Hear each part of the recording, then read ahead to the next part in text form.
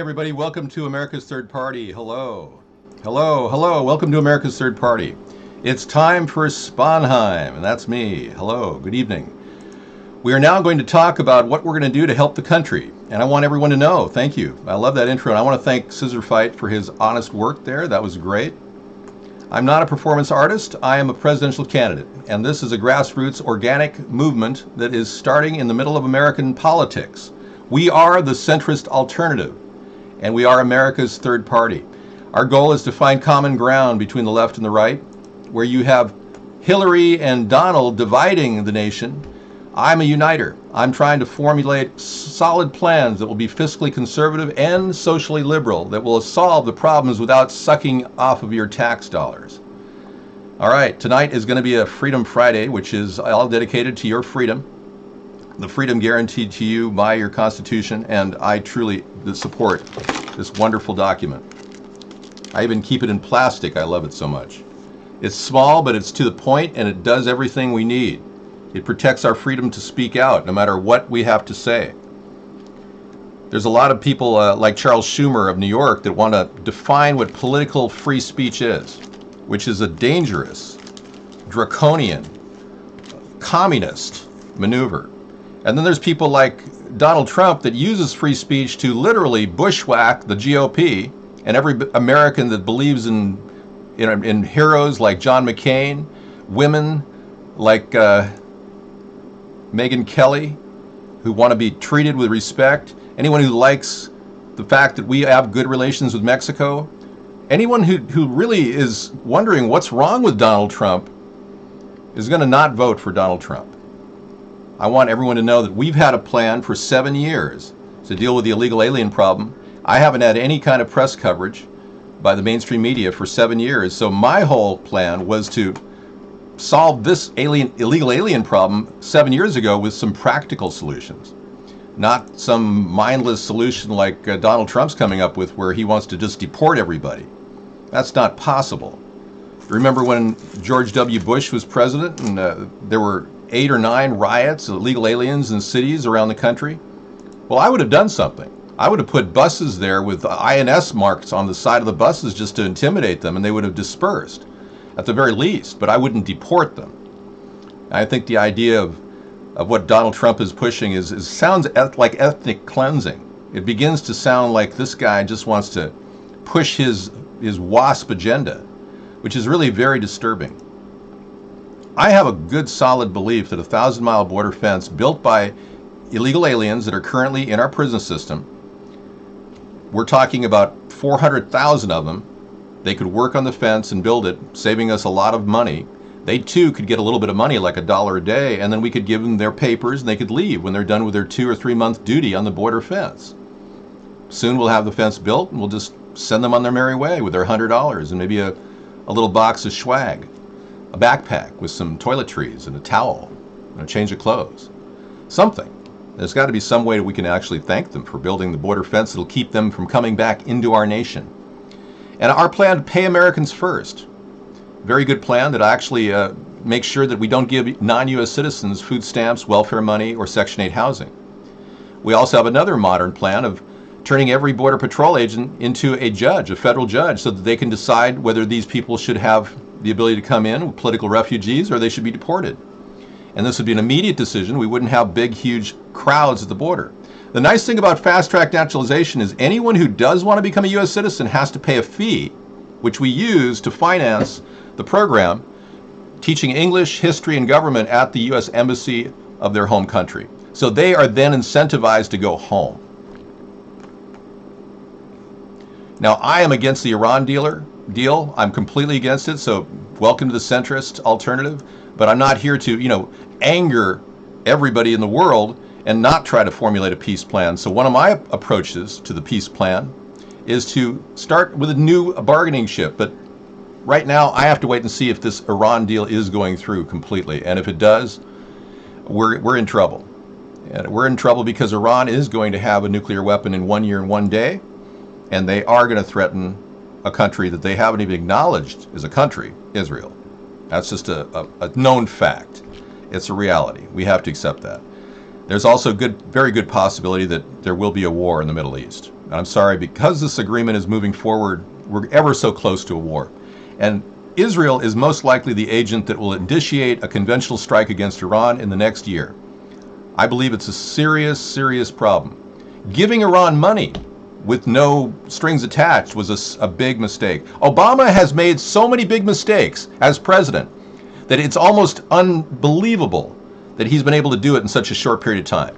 He's stacked mistake after mistake after mistake so that they're cavalcading forward and becoming the weight that's slowing our nation down. $50 billion could have been put into bridges and roadways in America.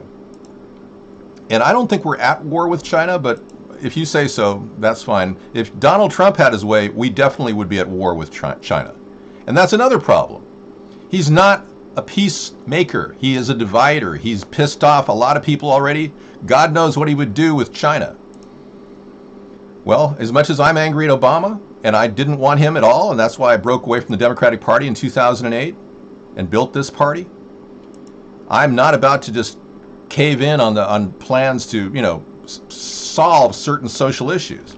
A Donald Trump style character wouldn't do anything. He wouldn't solve anything. In fact, he's all about himself. I want to offer the American people microloans. Microloans, that's right.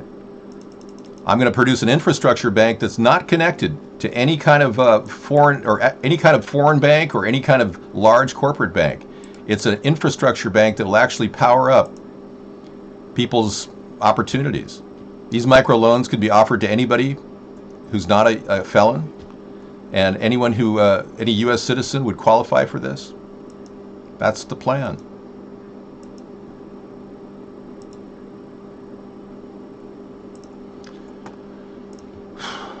Well, whatever. I'm offering people money. I want people to get money. I don't think that we're going to be able to get out of this economic downturn with a little bit of spending capital. Let's start with 1,000. The initial cost for the country will be $250 billion. That's 1/3 of ARA. When Barack Obama started, he spent 3 times more than that, and he didn't give anybody any real money except for people collecting unemployment. He gave them too much money, and they turned into wards of the state. A lot of the people who dropped off the unemployment rolls when Obama, had to cut it back by mandatory requirement, a lot of those people that dropped off are now collecting nervous, mental, emotional welfare money. They're considered disabled. They couldn't find a job, so now they're disabled. Bob Dole. Thank you. You shook his hand? Really? Mad Dog. Yeah, Bob Dole was a very strong runner. He could have actually won. All right. Would you want to be on any kind of TV? Well, that's the problem, oh man. I don't have any TV time. We haven't been able to get through to the mainstream media. They haven't given me more than 12 seconds of time. And they just try to exploit me every time they give me an interview. I've done 30 minutes with Cairo TV in front of my house, and they won't even play more than 12 seconds. It's as if they don't want average people to help the country. I've looked around and I see a lot of people in this country that probably have a lot more common sense than the people running our country right now. I do. I see a lot of hardworking Americans who are managing their budget under very tough times. And if we had those Americans as politicians, our country would be in the black. But right now we're in the red. Yeah, well, he can say whatever he wants. Bottom line is, Americans are a lot more intelligent than he paints them out as. In fact, I think they're more intelligent than he is. Most people aren't just living in a state of constant anger like Donald is. Most people have to actually contain their anger in order to make money. Donald's never worked for anybody in his entire life. Or maybe if he has, it's been a soda jerk like Barack Obama at some, Howard Johnson's, who knows. But the idea that this guy is a money manager, that's insane. He has gone bankrupt 4 times. He's used the power of the Federal Reserve to bail him out. The last guy who's going to end the Fed would be Donald Trump. But we don't need a private central bank anymore. We need an infrastructure plan that'll finance this. Ironically, paying Americans first gives us the money we need to finance American growth in the small business sector. You see, we're putting out so much money every year to non-U.S. citizens that never paid into the system that it's absolutely ridiculous. We're not talking about anything but people in the media that are getting press time. I'm not getting press time. So I'm trying to come up with solutions that will, elevate this concept to a higher level.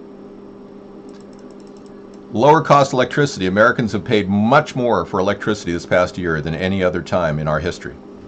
Seriously. And so what we're going to have to do is get control over the oil and coal lobby, maintaining the coal production and the oil production, but at least have some oversight over these people that are literally setting the rules on how much money we pay for electricity. David feels it's right to steal media corporations from the... Not at all. 555, that's not true. I'm banning you. I explained to you that we won't take the networks. We just won't renew their licensing if they're not serving the public interest. I would gladly do interviews in blackface if I thought people really cared, but it wasn't really something I wanted to do on a regular basis. I did it simply to get noticed and to impersonate a very bad president in a way that would be satirical. I never expected people to be so out of touch with what this country stands for and the freedom of speech that's guaranteed under our Constitution. I never thought Democrats would be so communistic that they'd call me a racist when I've never said a racial slur in my life. So I know now that the powers that be that finance the two big corporate-owned parties, the Democrats, Republicans, those powers that be want to divide this nation. They purposely are pushing us into either corner. They're purposely factionalizing our nation. You're seeing it in almost every way. I'm beginning to believe that a lot of events that are happening around the country are false flags. I really am believing that now. I keep going over the footage from Virginia of the shooting of the two journalists, and every single video I've seen on the internet convinces me that there's no blood. There's no entrance wound. 2 shots were fired. No entrance. There was a lot of things that just didn't happen that make it a legitimate case. And even the fake interview with the boyfriend, the fiance, he didn't shed a tear. And even the father, he had like no tears at all. I'm just amazed at all these different events happening and people don't cry. I cry when a poor deer gets, hit on the highway in front of me. It's sad. It's sad to see beautiful nature being killed off by our indifferent technology and the crush of what we call progress, which is biting us in the ass. The environment's now kicking us back. But if you listen to people like Hillary, you're going to see all kinds of problems develop. You're going to see the inevitability of cap and trade legislation, carbon point, more taxation. You like the Cairo News of me? Good. Well, at least they gave me 12 seconds. That was very kind of you. Thank you. The father of the Virginia reporter was a confirmed crisis actor, folks. We just brought that in from a guest. Wow. I personally don't think that quitting her job from prison correctional dishes is enough to incriminate the prison staff on the Sandra Bland suiciding. I'm convinced that there's some foul play involved, but quitting her job working is not one of the... We've got a lot of young black women recently dying in prisons across the nation. Without any oversight, due process, prisoners are left with nothing to defend them. And you can't tell me public defenders are up to speed to defend any of those people. They're usually overworked, overburdened, and just can't even control what's happening. You love the blackface skit. Good. Well, I have a lot of talent, but it wasn't something I expected to just be deadpan in the media. I expected much more virality here in America after I did it in 2008. So it went around the world, and it's playing in discotheques around the world right now. And I didn't pursue that. That was somebody who copied it and made a Blu-ray out of it. I never profited from the blackface, and I've never profited from any of the things I'm doing because I really am trying to run for president and solve the country's problems with no personal gain involved. People don't seem to understand that. In a nation where everyone seems to be out for themselves, it's very odd to see a person want to do something that's the right thing to do. Stand up and step up with great personal loss to save the nation. Well, that's what great leaders are made of, and that's truly what I'm trying to prove to you that I am and will be. I can't possibly do it without any mainstream media attention. And the more they segregate a third party, even Donald Trump is kind of distancing himself from an independent movement. Yesterday, he signed a pledge with the Republicans claiming that he would never defect. Now, if he goes against that and tries to run an independent campaign like he threatened to do before, then it's on him. He'd be considered immediately a liar, but he wouldn't be the first guy to lie and renege on his entire position. I can think of one of the biggest liars, Barack Obama, who's reneged on so many different things. It's ridiculous. Yes, we will defund Planned Parenthood regarding abortions. And any kind of profit from abortions, from baby fetal tissue, will require signatures of the mother, and it cannot go to Planned Parenthood. There's too much connection, profitability in aborting babies for body parts. That can't happen. No, actually, there is no law against racism. You have every right to express your feelings, if you're racially driven feelings. I don't ban people for being pro-Zionist or anti-Zionist. I try to minimize anti-Semitism in our room. I think that's highly destructive verbal attacks. But if you're, anti-Zionist, I don't eliminate you from the show. I personally am not a Zionist, but I do recognize Israel as a state and will have long-standing relations with that state as our ally. I'm not looking to give them the ability to dominate and control and expand and virtually rule the world. We'll be making sure that everyone has more opportunity in areas that people are dominating in the Jewish dominated fields like banking, healthcare, and law. These are areas where we need more opportunity for non-Jewish people, which is a significant issue to a lot of you. I realize that. Plus, I will ask Israel to sign the Nuclear Non-Proliferation Agreement because we know that they have nuclear weapons. No more beating around the bush. Let's just have them sign it. And if they don't sign it, we will immediately cut back on foreign funding. Subsidies will stop to Israel. Seriously. And it's a win-win for us if they don't sign it. We could use that money here at home. We're giving out $3.5 billion a year to Israel, and they want $7 billion next year, especially with this Iran deal that Barack Obama brokered, giving out $50 billion in cash and $100 billion in credit. It's absolutely insane what Barack Obama did. It's pissing off our allies in the Middle East. Israel is pissed. Saudi Arabia is pissed. Republicans are pissed. I'm surprised that a Republican-led Senate is caving in to the deal. It shows me how weak the Republican Party is right now. It's completely bending over, and they're susceptible to a loudmouth, brash idiot like Donald Trump. It is pretty obvious Obama hates America. I agree.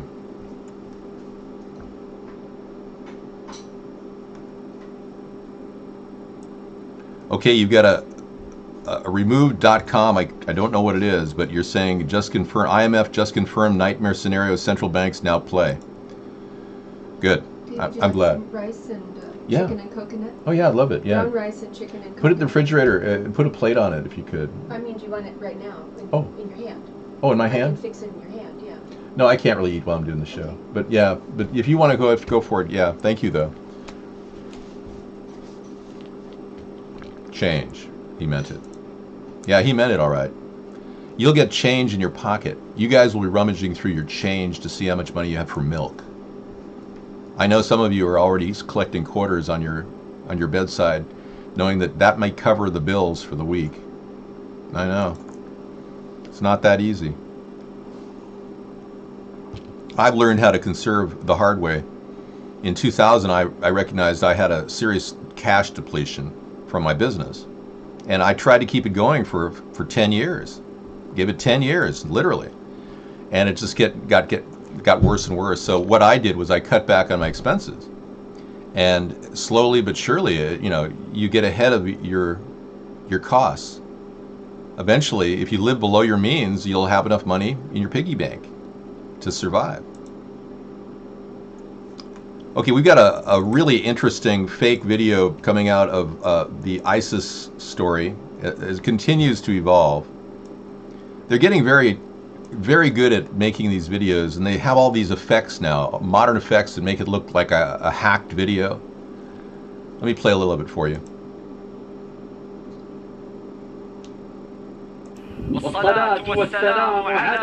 Whatever. Yeah. And he talks for a while. Slow zoom. It's a professional zoom. Yeah.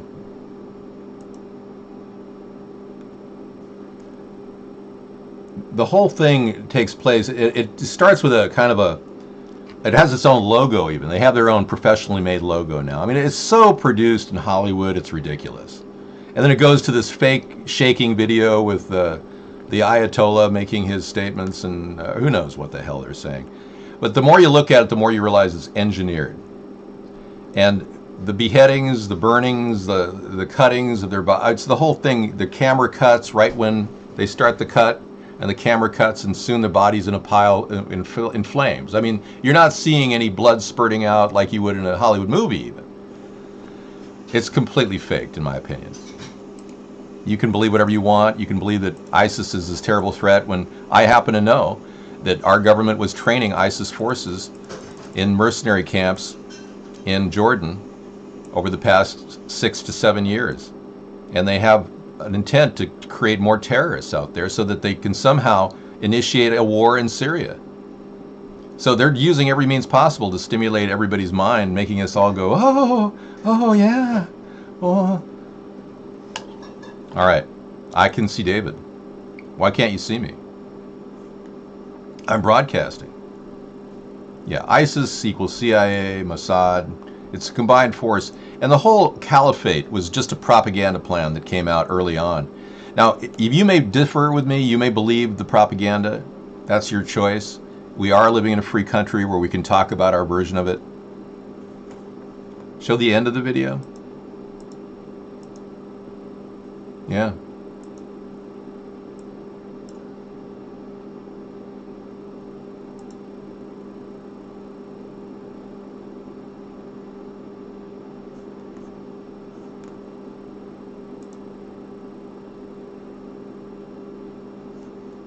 Four men accused of spying, tied, and then burned to death in Anbar, Iraq.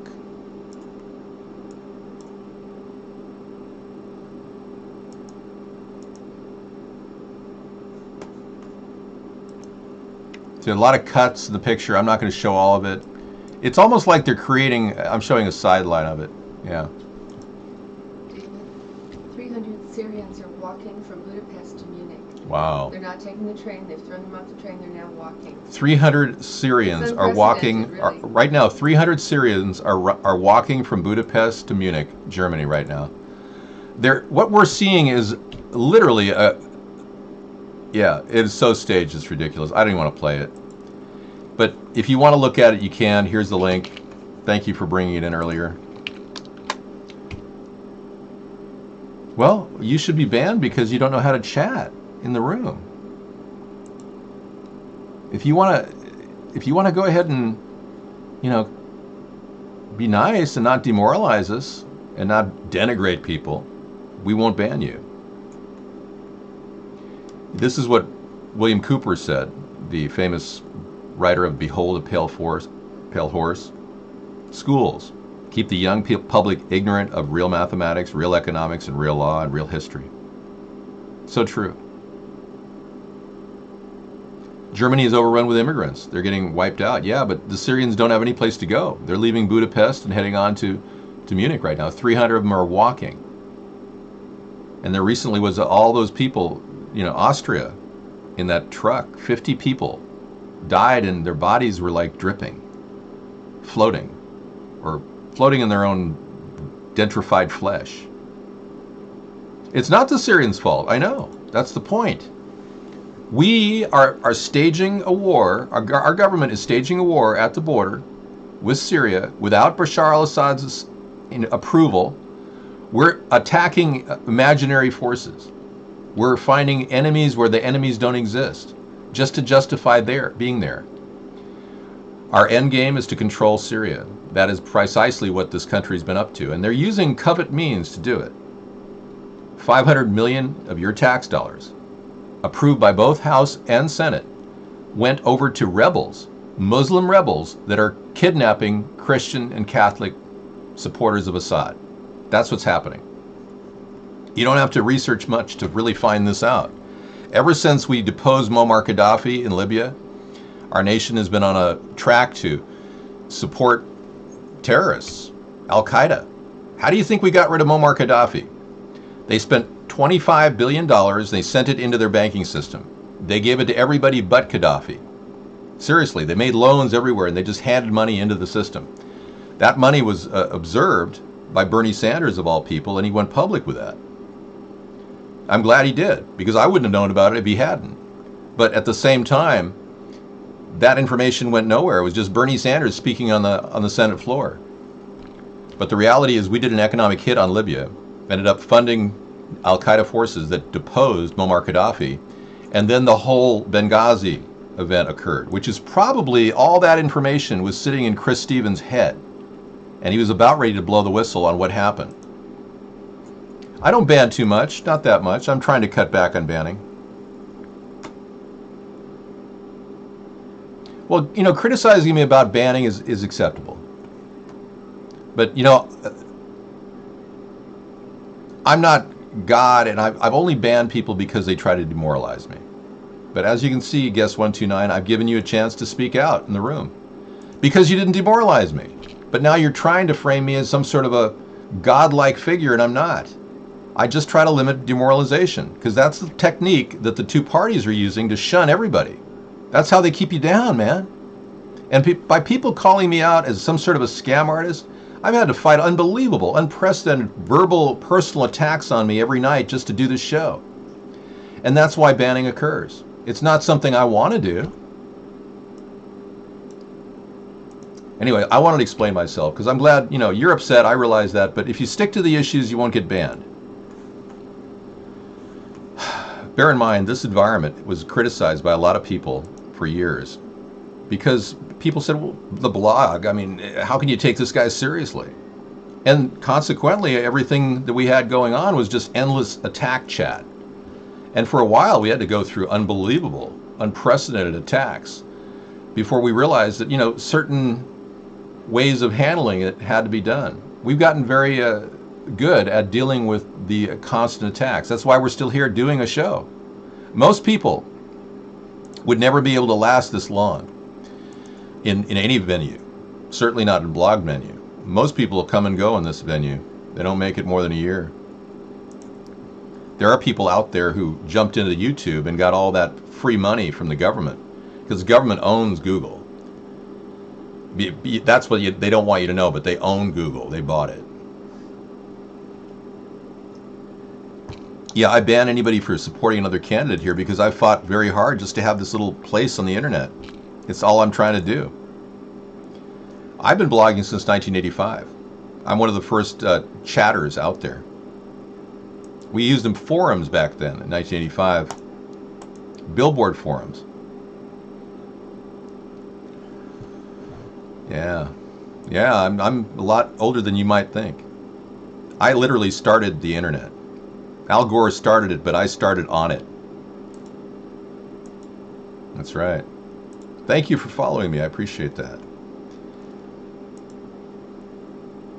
It's not about... I met Sarah on the internet. I met her 16 years ago. It was going on 17 years ago. And I spent 2 years chatting. 11 hours a day. It's a lot of chatting, like 7,000 hours of chatting. Just to get to the point where I was at the bottom of my rope. I was like, oh my God, I can't find a single person to talk to. I really was at that, I can't believe it's this bad. I'm just like ready to give up. And I ran into a chat room that was different than AOL at the time. And it was a network called Excite, VP Excite. And man, things started clicking for me. And I met one woman before Sarah who turned out to be a nightmare. Nightmare. It was an interracial relationship I was having. And the woman was just not on the same moral level. I mean, she was extremely Christian, extremely. And then I said, I can't be with you. So I broke up at an internet breakup for about a month. And then I was on the line looking around for somebody who I thought was that woman, kind of trailing me in a chat room. And it was another woman with a similar name. And it turned out to be Sarah. And that was amazing. And within a short period of time, I started calling her on the phone. And it was an immediate, you feel that connection. And you've got to go through the steps to do Skype before you meet somebody in person. You've got to.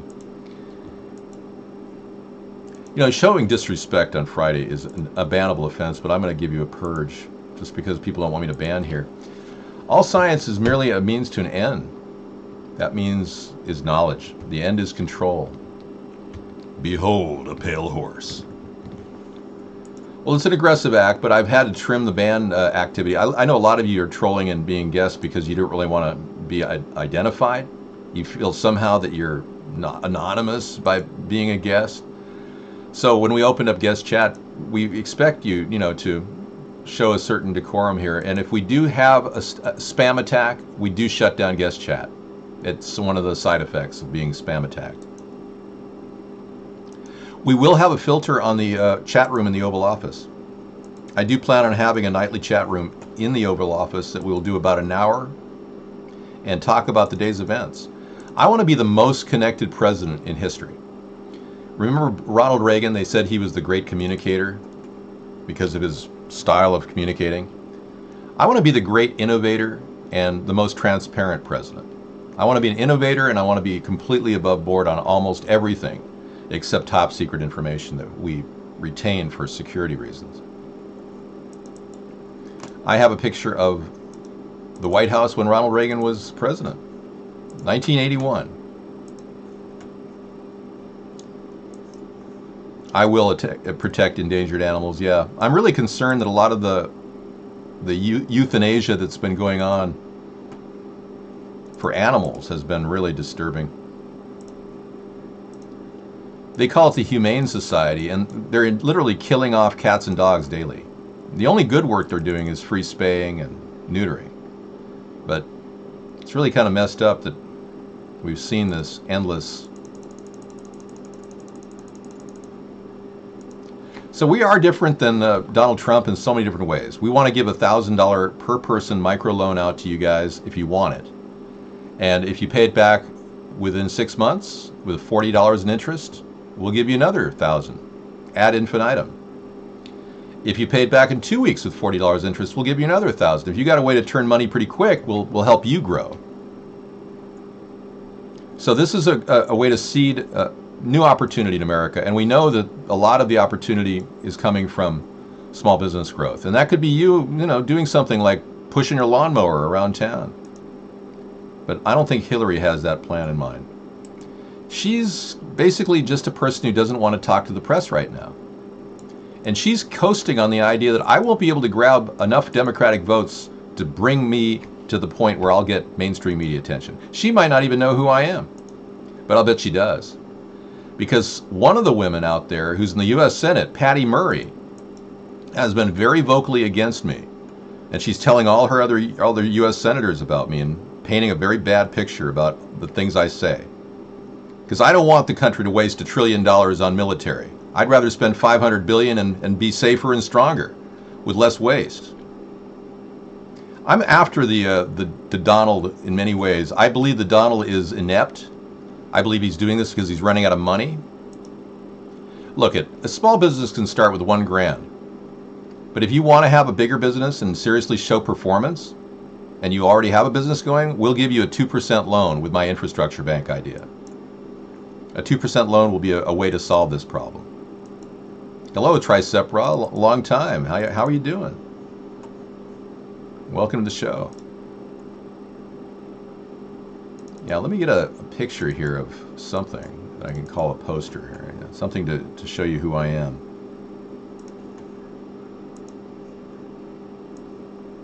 That's me, David Sponheim for president. Whew, yeah, very smart today. Thank you very much. I love this tie. My sister got me this tie. It's Very patriotic. I wear it once a week on Fridays. I don't like what's happened to our country. I'm really very, very unhappy, much like you are, I'm sure. The fact that we haven't seen any reversal in the separation of wealth in our country is a disturbing fact. And we've had a liberal president, which is even more disturbing because he should have done something for the average guy in America, but instead he's helping unemployed people who have been hooked up to a corporation and income. He doesn't help the homeless people. He's not helping the average Joe who's looking to build a business. He's not really doing anything to create jobs. He's just backed off. He's basically done nothing. And Hillary is sitting in the rears wondering, well, I don't want to say anything, but whatever. I will be going after the Donald tonight heavily. We don't believe that he's going to get away with his vernacular without being basically disrespected back. I made some pretty outlandish statements last night about the Donald.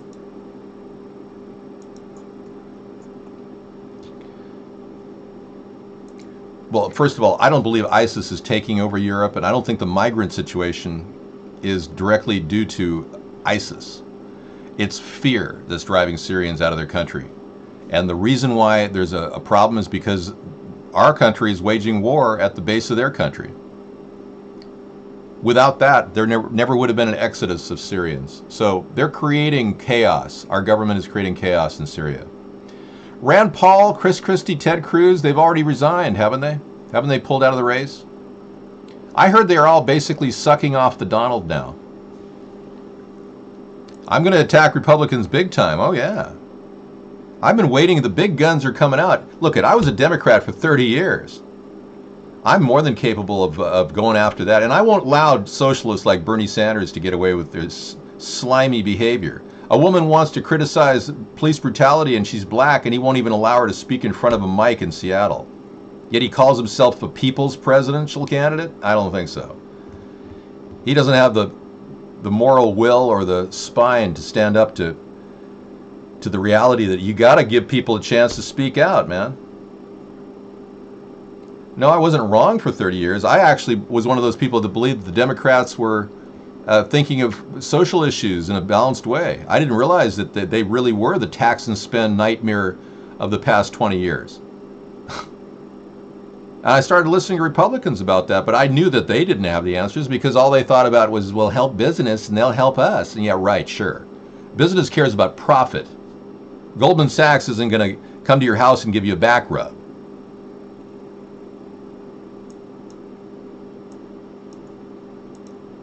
And I don't think the water should have fluoride either. Yeah, you're right. We're so different than the two parties, it's not even funny. We've got ideas that truly will revolutionize the country. I've got an ecological tariff, much like the Donald, but half the price. 15%. I was a former Democrat, I'll admit that, but I'm in no way like the Hillary or the New World Order that Barack Obama is proposing. Yeah, a little 15% ecological tariff to help the planet, because there's a little issue with the planet. It's not doing too well. We can't just be the dumpster for China and expect everything to be just fine. And Barack Obama's done the unthinkable. He's let 70,000 illegal aliens. Oh, give me a break. Bernie Sanders has not done the most for the Black Lives Matter movement. I have.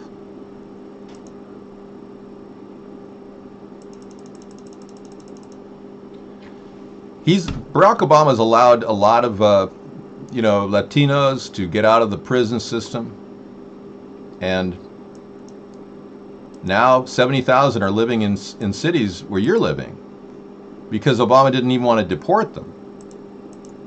So we're dealing with that crisis, which is not fun. Thanks, Barack Obama. That was fun. Yeah. Well, no, you want to just joke because you're an extreme liberal. You're an Obama-tard that doesn't really know anything, do you? You don't realize how weak our country's getting because of the illegal alien issue. And you're wondering, why does Donald Trump even get anybody to listen to him? Well, Donald Trump decided to listen to me, and then he used my lines and put them on the air because he has the money to run a TV ad. I don't. And basically, he's great bringing in all the gravy right now. And it's kind of sad, you know. I've been completely put in left field or right field or wherever, and they've left me with nothing. No media time at all in 7 years. Yeah, well, I needed more than 12 seconds. They gave me 12 seconds to talk about the swatting that occurred here 3 weeks ago, where I was forced to lay on the ground and get cuffed, and I've never done a bad thing in my life. Knee-jerk reactions by local law enforcement, violating our privacy, our rights, our freedoms, not even doing the necessary due diligence to look up my phone number and call me on the phone before they even sent the SWAT team out. They literally just sent the SWAT team out on the sound of some young guy on the phone making statements that he was me.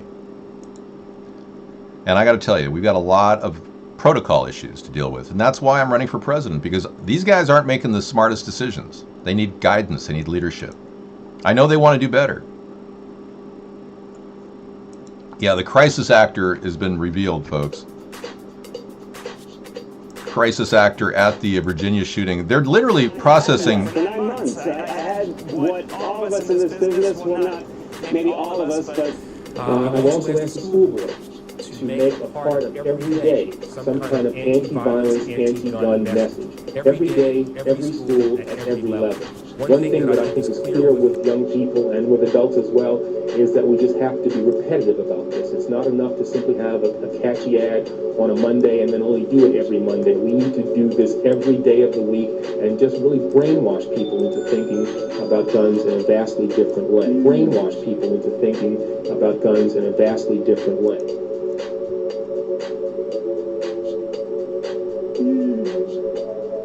But you mark my words, my mission in life, and I talked to the governor today, he called me, and he said, and I told him, I said, I'm going to do something, whatever it takes to get gun legislation, to shame people, to shame legislators into doing something about closing loopholes and background checks and making sure crazy people don't get guns.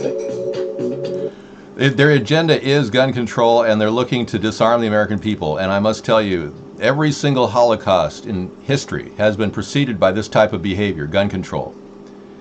I wouldn't doubt that the father's a politician. He seems like he's part of the scam, the false flag scam. Neither the father nor the boyfriend had a tear to drop. Very strange. Yeah, well, the fact that Trump is losing voters left and right for the GOP would normally send an intelligent Republican Party into immediate overload response and would go right back at Trump, calling him out on the Orgy Island blacklist that he's on, about all the lies about the funding that he's received over the years. I mean, the GOP doesn't know how to play hardball. They need a professional, a guy who can come in and basically neutralize the Donald, and that would be me. But unfortunately, I'm not a Republican, and I never will be.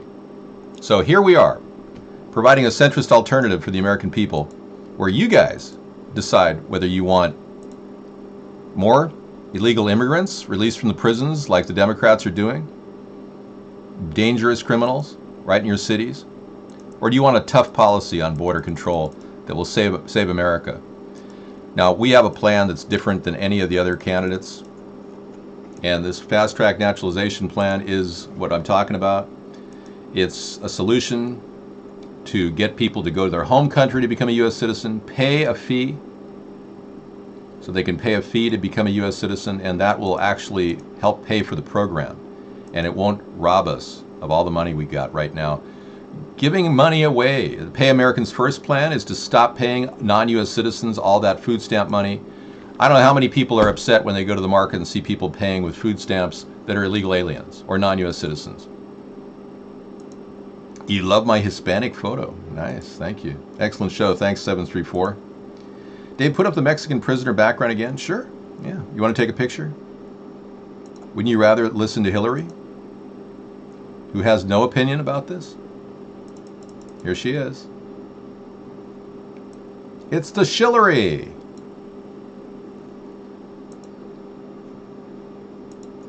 Yeah, it looked like I was hanging out with the homeboys, didn't it? You want to do more of the WDBG shooting hoax, blown wide open, complete crisis actor compilation busted? That was pretty good. You said it was gay music. Are you anti-gay? Some of you people are gay. I realize that. Some of you are closet gays. Some of you are just bi-curious. Some of you are afraid to ever come out of the closet. Some of you may actually be a 100% pure heterosexual, like me. It doesn't matter. I'm not here to alienate any voters here tonight. You're 90% gay? Play the hoax again, please. So you want to watch the ISIS hoax instead? That's on tap if you want. Okay. Which hoax and false flag do you want to watch tonight?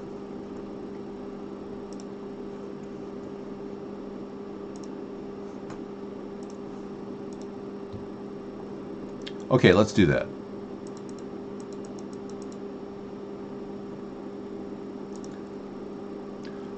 Okay, so we are gathered here to talk about what's going on in our country, man. A lot of people here don't know what to do. They don't have a job, so they get involved with gangs, man. It's what's going on. You can't control what's happening, man. Well, that's not true. You can actually send them back to their home country. But what if their home country is this country? And what if they're American citizens? Hey, thank you. I've done a lot of Hispanic voiceovers in the past. Well, 2 to be exact. Buenos dias. Welcome, buenos dias. So they look creepier than the Syrian. The thing is, a lot of you guys live in your padded reality. Well, I do too, because I'm an American just like you, so I know that you're living in a padded reality. You have your little world in your nice car, and you wax and wash your car whenever possible. And you don't think that those terrible people are going to come out and bother you, but you got a president that just sent them right into your cities.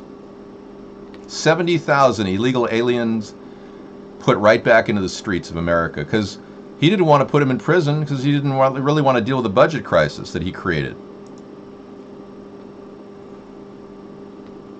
Well, whatever. You can do whatever you want at Alice's restaurant.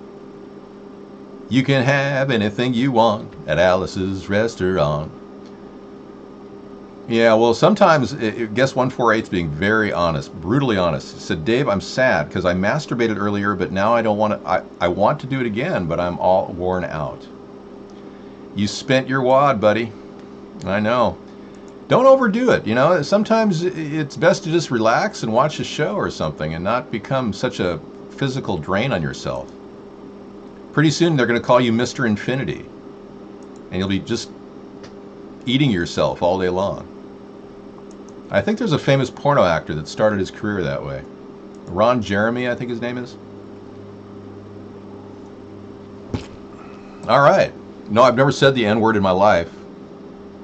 I have said the word Negro, however, which is not the N-word, like the Negro College Fund. You're getting horny while talking politics? Wow.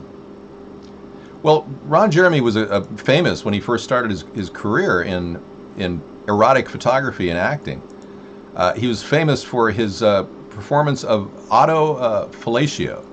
I think that's the correct word. Let's get back to the Virginia Crisis Actor video. That's more important. I agree. Let's not waste our time talking about irrelevant things. Okay. Do the actions of the victim's family members seem normal to you? Especially so after finding out about their loved ones dying? If it wasn't for her, I wouldn't have any of these pictures.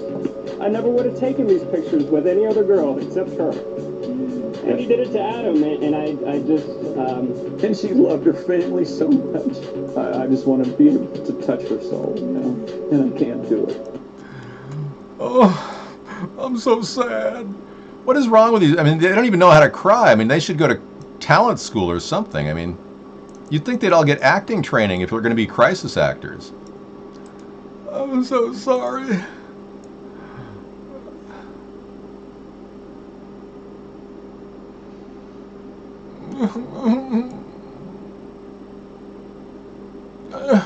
I'm so sorry.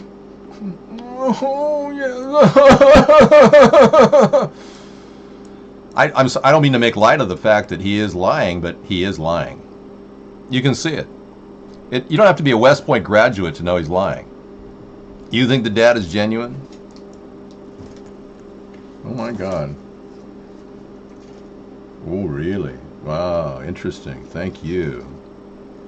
Lots of stuff going on here. We're receiving information from the right and the left of the political spectrum as we do the show. Breaking news, yeah. Let me see if I can do a little research on this real quick.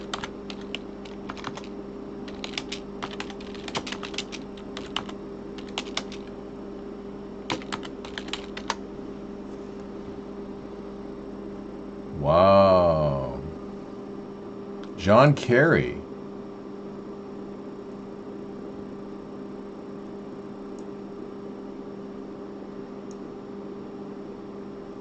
John Kerry, wow. His great-grandfather, John Kerry's great-grandfather, is Jewish. That's right. Wow, we just got this information in our show. Kerry's European Jewish roots has surprised many people, including the senator himself. Benedict Cohn, his great-grandfather, the great-grandfather of Senator John Kerry, was born about 1824 in southern Moravia. He was successful as a master brewer of beer. So John Kerry is Jewish. Well, that's interesting, yeah.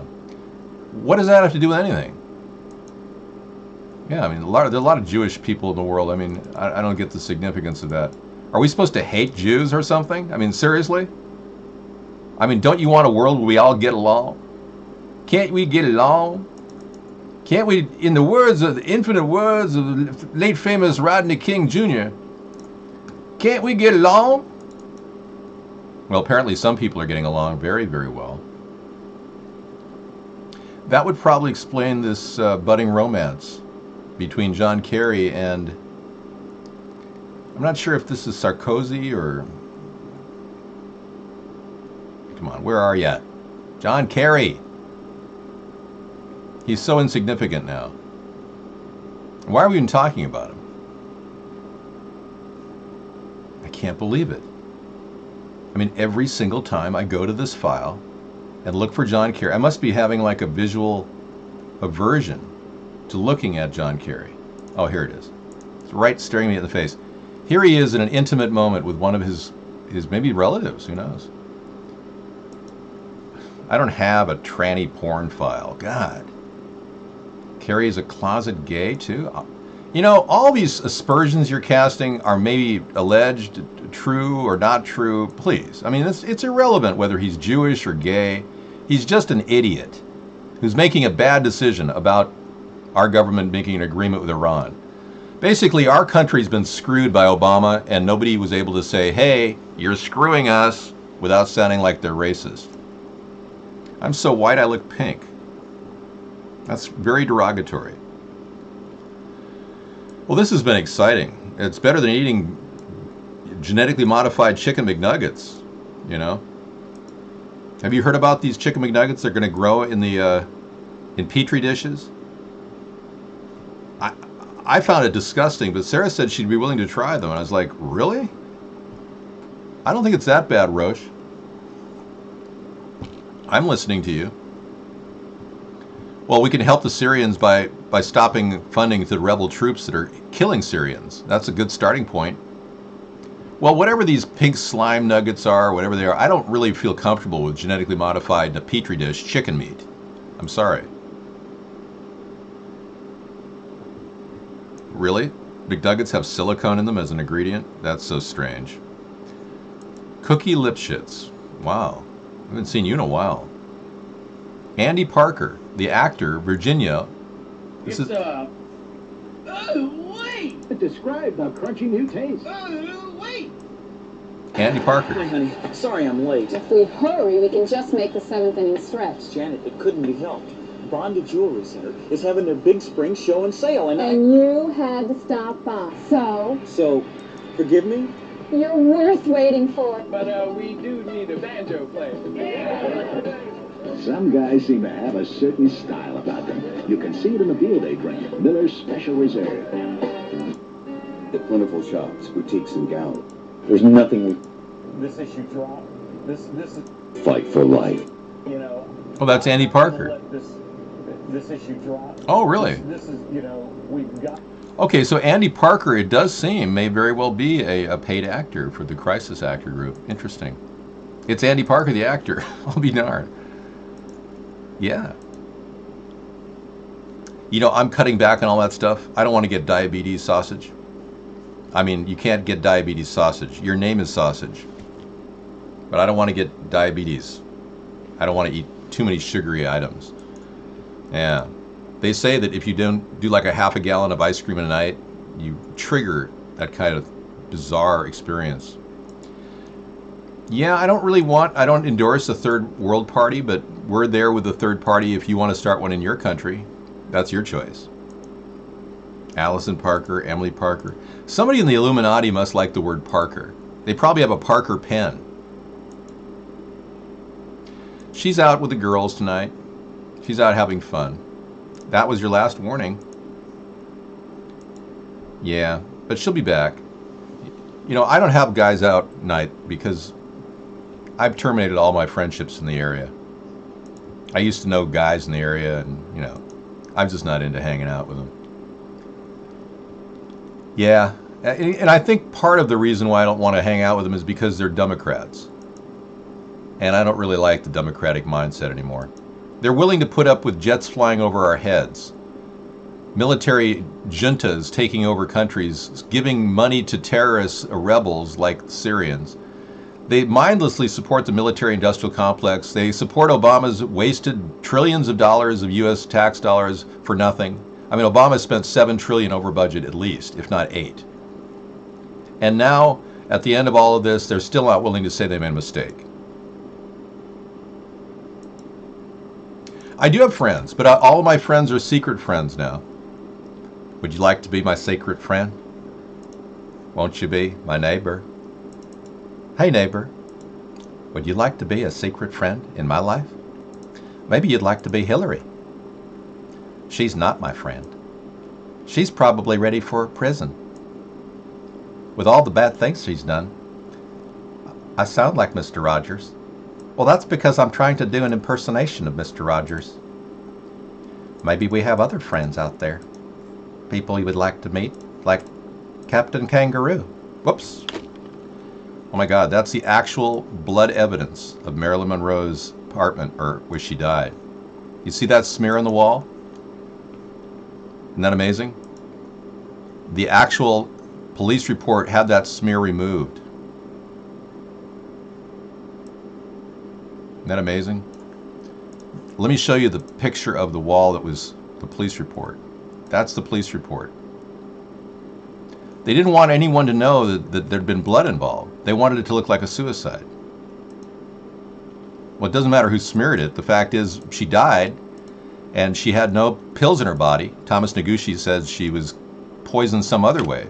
Somebody said she was given a suppository shot of Seconal that killed her. I absolutely believe she was murdered, yeah.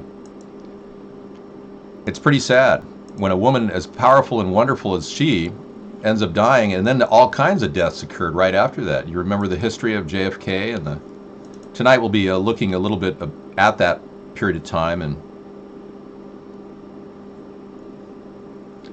let's listen to Marilyn Monroe's happy birthday wish to JFK. Mr. President, on this occasion of your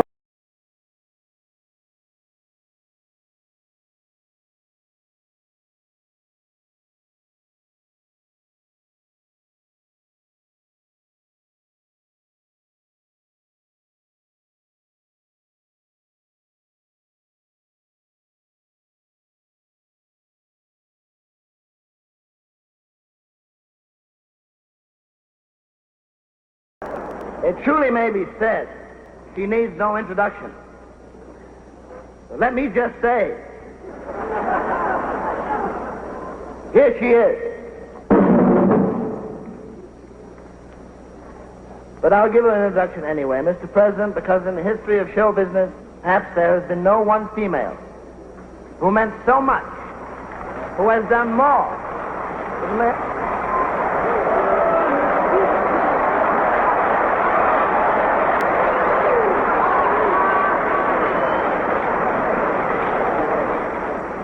Mr. President, the late Marilyn Monroe.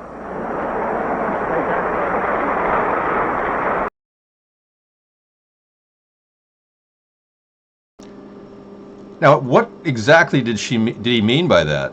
Peter Laughlin was very intimate with the Kennedys, and when he said the late Marilyn Monroe, did he know something? Because she was running late, but he said the late Marilyn Monroe, and then she made her appearance. Isn't that interesting? He must have known something.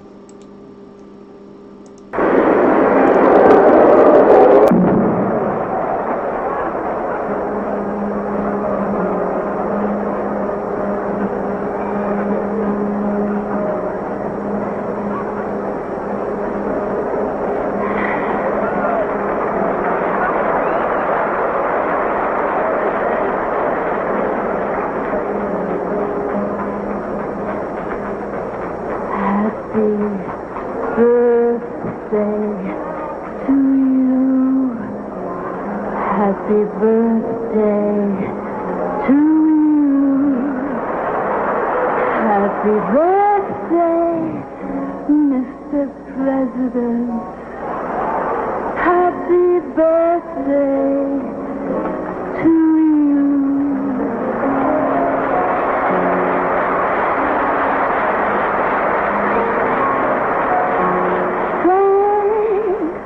Thanks, Mr. President, for all the things you've done, the battles that you've won, the way you deal with U.S. Steel and our problems by the ton. We thank you so much. Everybody, happy birthday!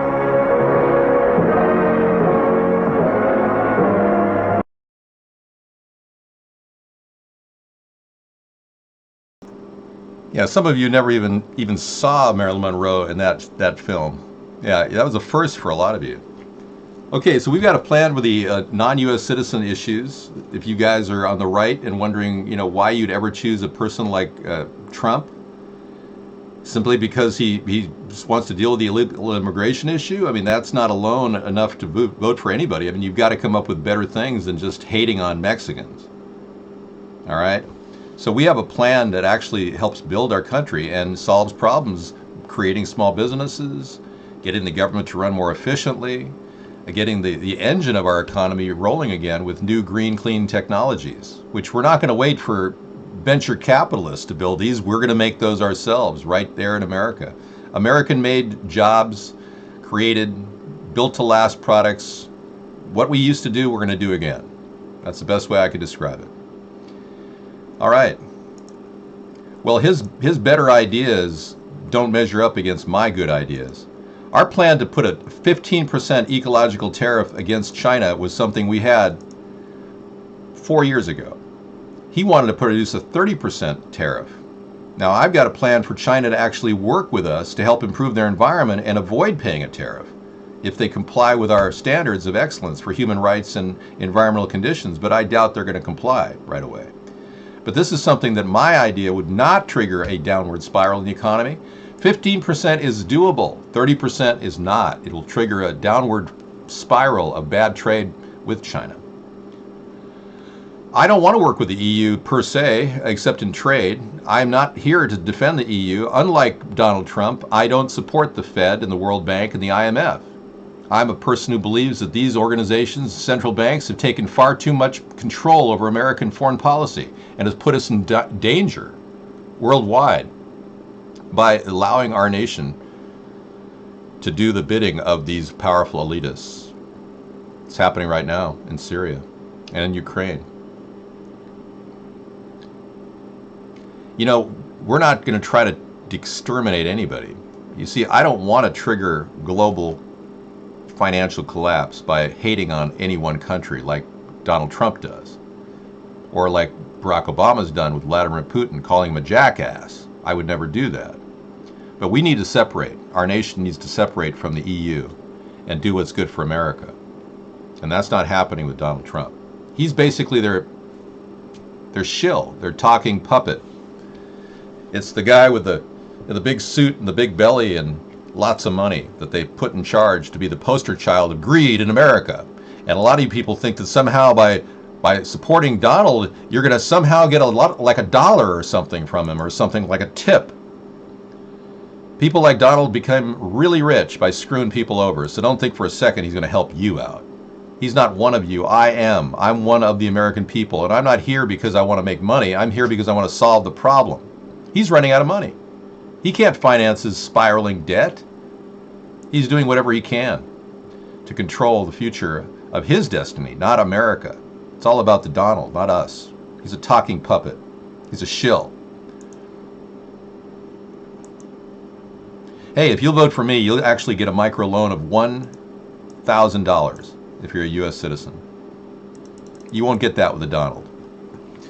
And fast-track naturalization is a plan that's much more sober and intelligent than amnesty. It puts people back in their home country to become a U.S. citizen, and they have to pay a fee to do it. And not paying non-U.S. citizens money is a smart move, and Trump doesn't have that plan either. And I won't charge Mexico for the 1,000-mile border fence. I'm actually going to pay for it with prison labor, currently prisoners in our prison system right now, sucking off the government dime. These guys, the reason why Barack Obama released my homie friends here, hey, Vato, what's going on, man? The reason why he released them is because he can't afford to keep them in the jails. So he put them in the streets of America. I would just have them work at the fence and then get a free ride to their home country. Yeah, we have good prison force that could use to build a fence. Donald wanted to charge Mexico for the border fence, and it was my idea to start with 7 years ago. He took my idea and he wants to charge Mexico. I mean, the guy's over the top, and then he hates on Mexicans. Yeah, you'll get the $1,000 up front first, yeah. You can run with this money. It's totally doable. You could actually take it and run. That's the whole point. But if you don't pay it back within a 6-month period, you won't get any more loans. That's the deal. Well, exactly. We could definitely deduct the cost of the wall from the Mexican foreign aid. Do you think that I'm going to give Mexico foreign aid while I'm building a wall to protect our nation? There are other ways to help countries like Mexico. You know, we already give China free rice every year. We pay China $7 million a year to teach English to Peace Corps workers who are Chinese. Yeah, we're actually giving them cash and free rice. He steals every idea he's got. I mean, he doesn't have any original thoughts. That's the point. Yeah, that's the point. You can't get it until I become president. That's the deal. You got to help me help you. Help me. Help you. It's like a one hand washes the other kind of thing. It's the endless reach around. You need to help me get on the ballot in order for me to help you get a startup in your life, to get a house, to get a home, to get cheap, low-cost health care that doesn't bankrupt you. You need to get me in a position where I can help you. Right now, I can just talk incessantly on a show, and it's fun, I admit that. But it's not going to solve problems until we actually get this party started. That's my quote. You can call this an endless reach around. Yep. I came up with all these brand new terms. Some of the people are trademarking the terms right now, so I may not be able to use it if you trademark it like Charlie Sheen did. Well, the funds are right there in front of your eyes. The funds that we're saving from not paying non-U.S. citizens welfare can go into our infrastructure bank, which will then pay you a $1,000 loan. The numbers are not equal, though. The numbers that we would save from not paying non-U.S. citizens funding like welfare and Section 8, that would mean maybe a $50 billion savings per year. This is going to cost $250 billion. Charlie Sheen trademarked Adonis blood. So in order to use it professionally or in commercial, any kind of commercial activity, you have to pay Charlie Sheen money. This isn't a commercial enterprise. Yeah, so you have to pay him money to talk about Adonis blood. I doubt anybody's going to do that. What was your line? No, that was not my line. I don't have Adonis blood as my trademark name. I am an Adonis. It's different. Whatever. We're not going to discuss little incidentals here. There's much more to talk about on Freedom Friday. Okay, let's get rid of some of this stuff that we have blocking our face here. We'll leave the microloans going, but I'm going to park it in cyberspace so you don't have to look at it move.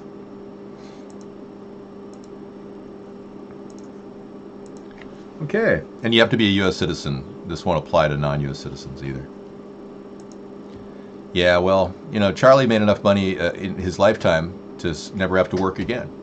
Even if he spent it wildly and crazy. I mean, he's got worth, I think he has about $100 million, if I'm not mistaken. Charlie Sheen's net worth. I'm going to guess $100 million. Oh, he's worth $150 million. I am serious about the microloan. Everybody in America could get one of these. Every U.S. citizen over the age of 18. Charlie Sheen's net worth is $150 million. Yeah, so he really doesn't have to work. I can't get through to Charlie. There's no way I can reach him. A lot of people don't realize that common folk like us can't call super rich folk like Charlie. Yeah. I could get him on the phone and he wouldn't answer. Yeah, I don't really want to talk to somebody who's kind of off, you know, a little bit. Hi, Sarah. Hi, David.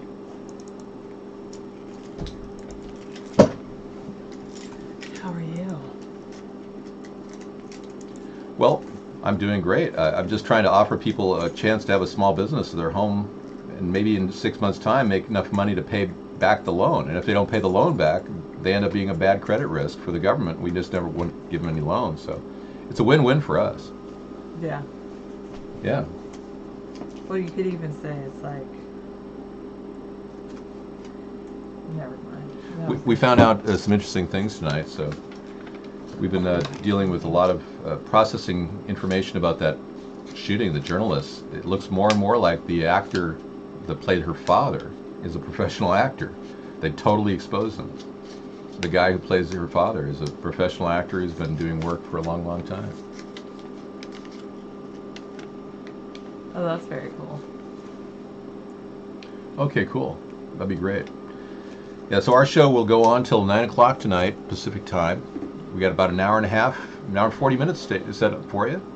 Yeah, I can give you a break. I know you've been doing this quite a while. Yeah, well, I'm going to thank go you feed so the much. fish and get some coffee, and you can talk to Sarah. Yeah. My vice presidential challenge is she's going to be the challenger to other people running for vice president. There you go. I can't get through to him. I don't have his phone number. They were telling me to call Charlie Sheen, and I don't think that's going to help. Why don't you call Sheen for David? Yeah. You've obviously got the connection, so go call him. Why don't you do a triple way call? Call him, get him on the phone, be like, Charlie, let's make it a party. I'm going to call David, then you can call us and you get us on the phone. If we can get Charlie on the phone tonight, that would be exceptional, really. I don't want to interrupt him, though.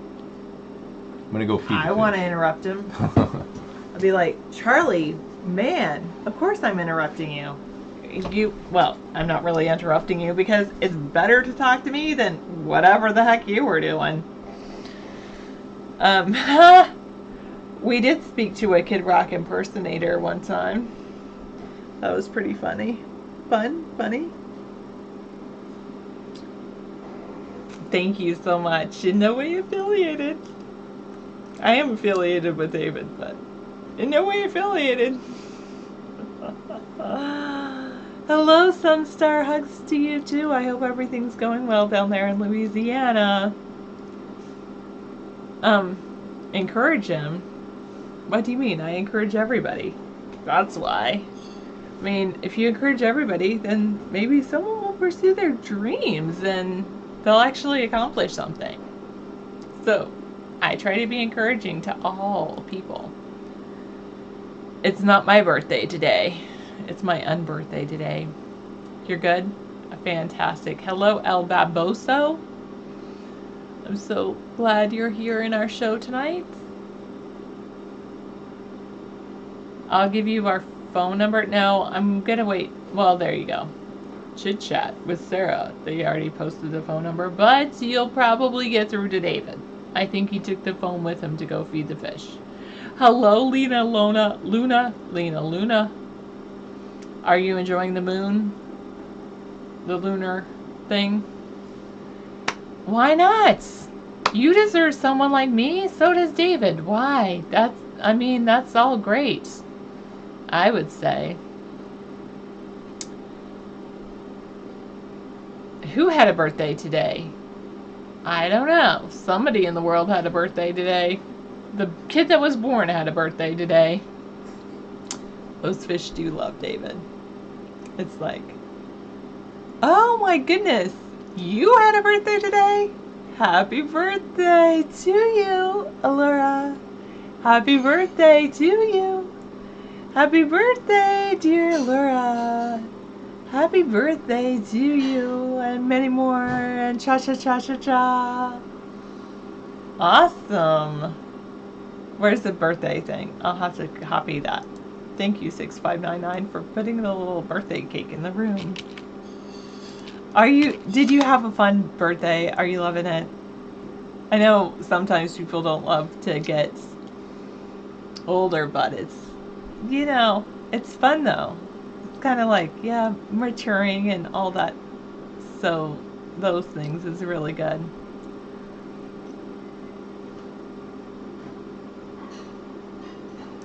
Is this a song that you took from somewhere, Sam is Dat, or is this one you're making it up?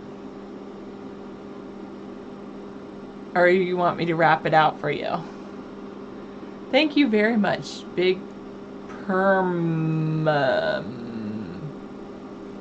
It's today. Really? Oh, man. Wow. That's a good year. Well, or big year. Pretty impressive. Very cool. Oh, thank you so much. You're baking a cake for Allura. Very good. Oh, you're talking to 53. Okay, sorry. I was confused. I'm not a vegetarian, though, I have to tell ya. Actually had a meatball sandwich today. I had it double toasted because I like them nice and crispy.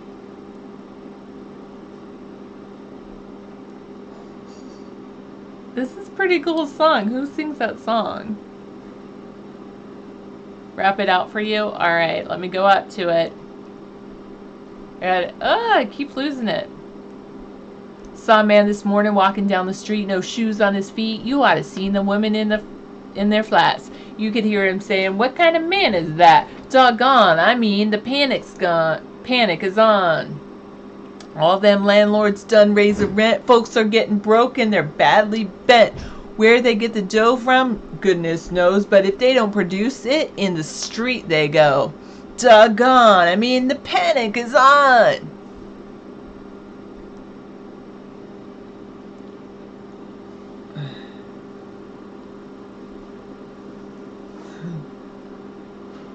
I know. Well, you know what I like to say, Allura? I'm old enough to know better and young enough not to care. Is Sarah rapping? Once or twice a month, Saturday night out with us spawners. I know. I don't know, 6599. It's difficult to find Wi-Fi spots out there. Some play numbers, some read your mind, some got rackets of all kinds, some are trimming. Whoa, so let me try that again. Some play numbers, some read your mind, some got rackets of all kinds, some are trimming corns off people's feet. They gotta do something just to make ends meet. Doggone, the panic is on. You had garlic bread? And it's from last week. This is not Sarah. Who is this? This is Sarah. I always like to rap. Some women selling apples, some selling pie, selling gin, whiskey, and even rye. Some are selling socks to support their man. In fact, they're selling everything they can. Doggone, I mean the panic is on. I wish it wasn't doggone, I mean the panic is on. I'd be like, I don't know. I wish there was a different line at the end. Could you interest me in some Texas toast? I do like Texas toast, thank you. It's, you know, I haven't had Texas toast in quite some time. You're gonna stop watching if I do the cornrows with my hair? I didn't do cornrows, but when I was about 16, I did these little itty bitty braids. So, not really, not dreads per se, but just little tiny braids. When is my joint dropping? I don't know what you're asking, Big Perm.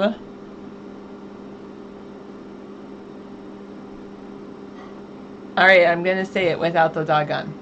I pawn my clothes, I pawn my everything, pawn my jewelry, my watch and my ring, pawn my razor but not my gun. If luck don't change, there'll be some stealing done. You been rapping? I've been rapping. Sam is speeding me lines. Oh, really? Wow. That's pretty cool. If luck don't change, there'll be some stealing done. I don't know what that is, 864. I just smile and sit and nod, 8997, and listen because that's why I'm here.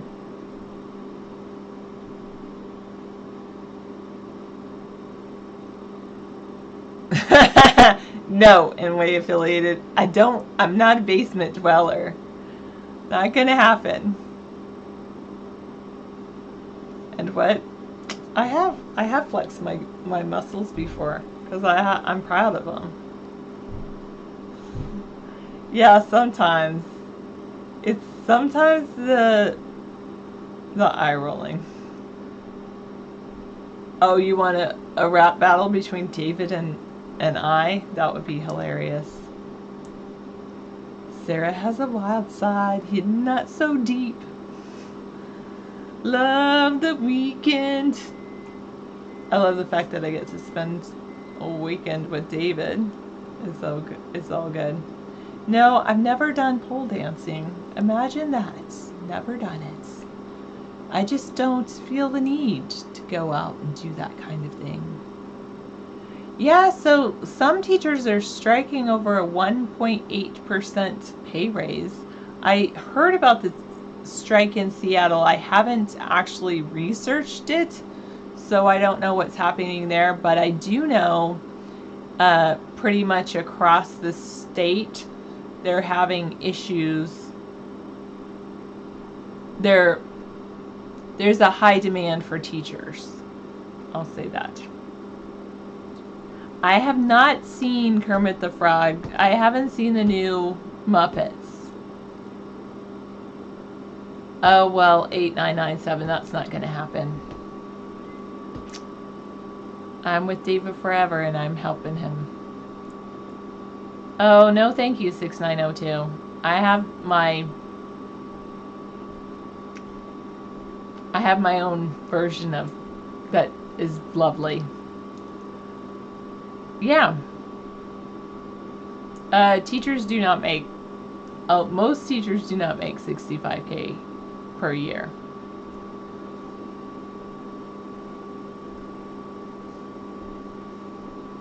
I know, you're right. 899 is wrong.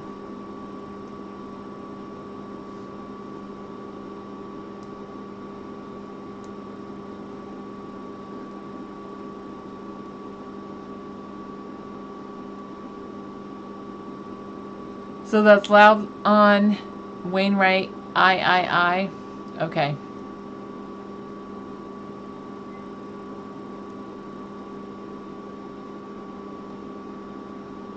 Yeah, you live in North Carolina. I'll put, let me see, teachers, salaries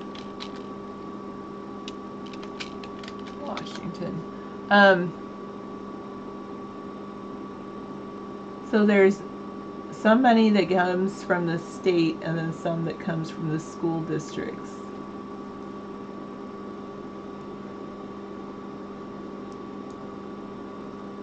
So here's one. Districts by county. Washington Teacher Salary Database. Here you go. So let's see.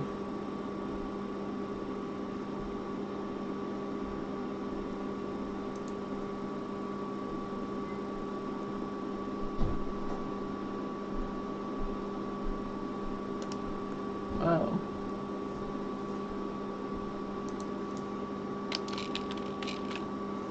I didn't even know they had that.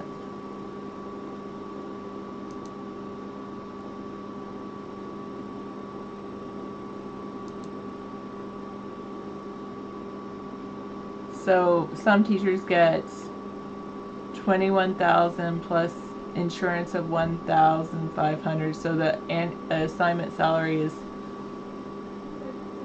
$14,000. Oh, that's like halftime. So, wow.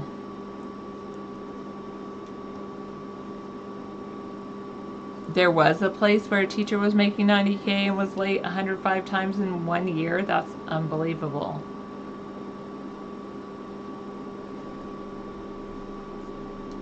Sometimes, Walton, they do a lot though.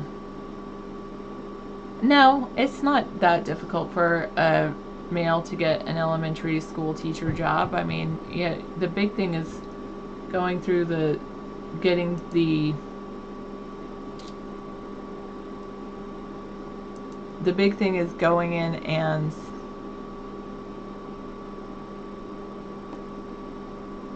getting your certificate. Can be pretty difficult. I'm not going to rap the last stanza, no.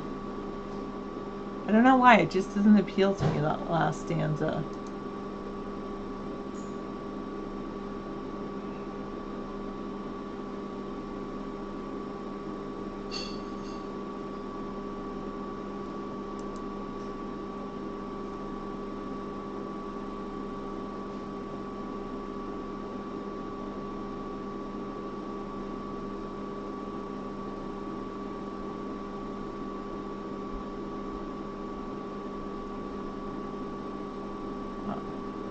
So it looks like it's raining. The fish couldn't even be fed. They're too rainy. They won't eat. You want to? There you go. Okay. Goody goody. No, I did not have an Ashley Madison account. Yeah. Why would I need one? When I've got David. Yeah. I mean, I don't want anybody else. Why would people even have those things if they have somebody in their life that makes them happy? You know? Anybody else? I just want to be with you all the time. That's so nice. Thank you. Same here.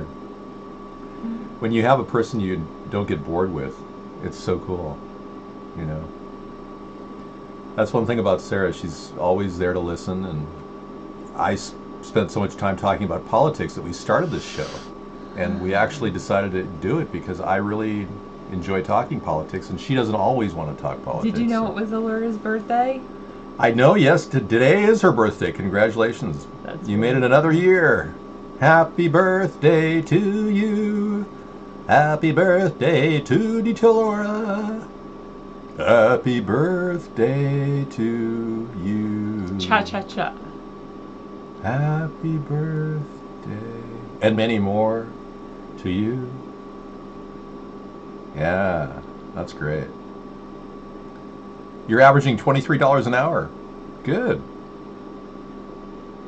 And David is such a dork compared to her. Yeah.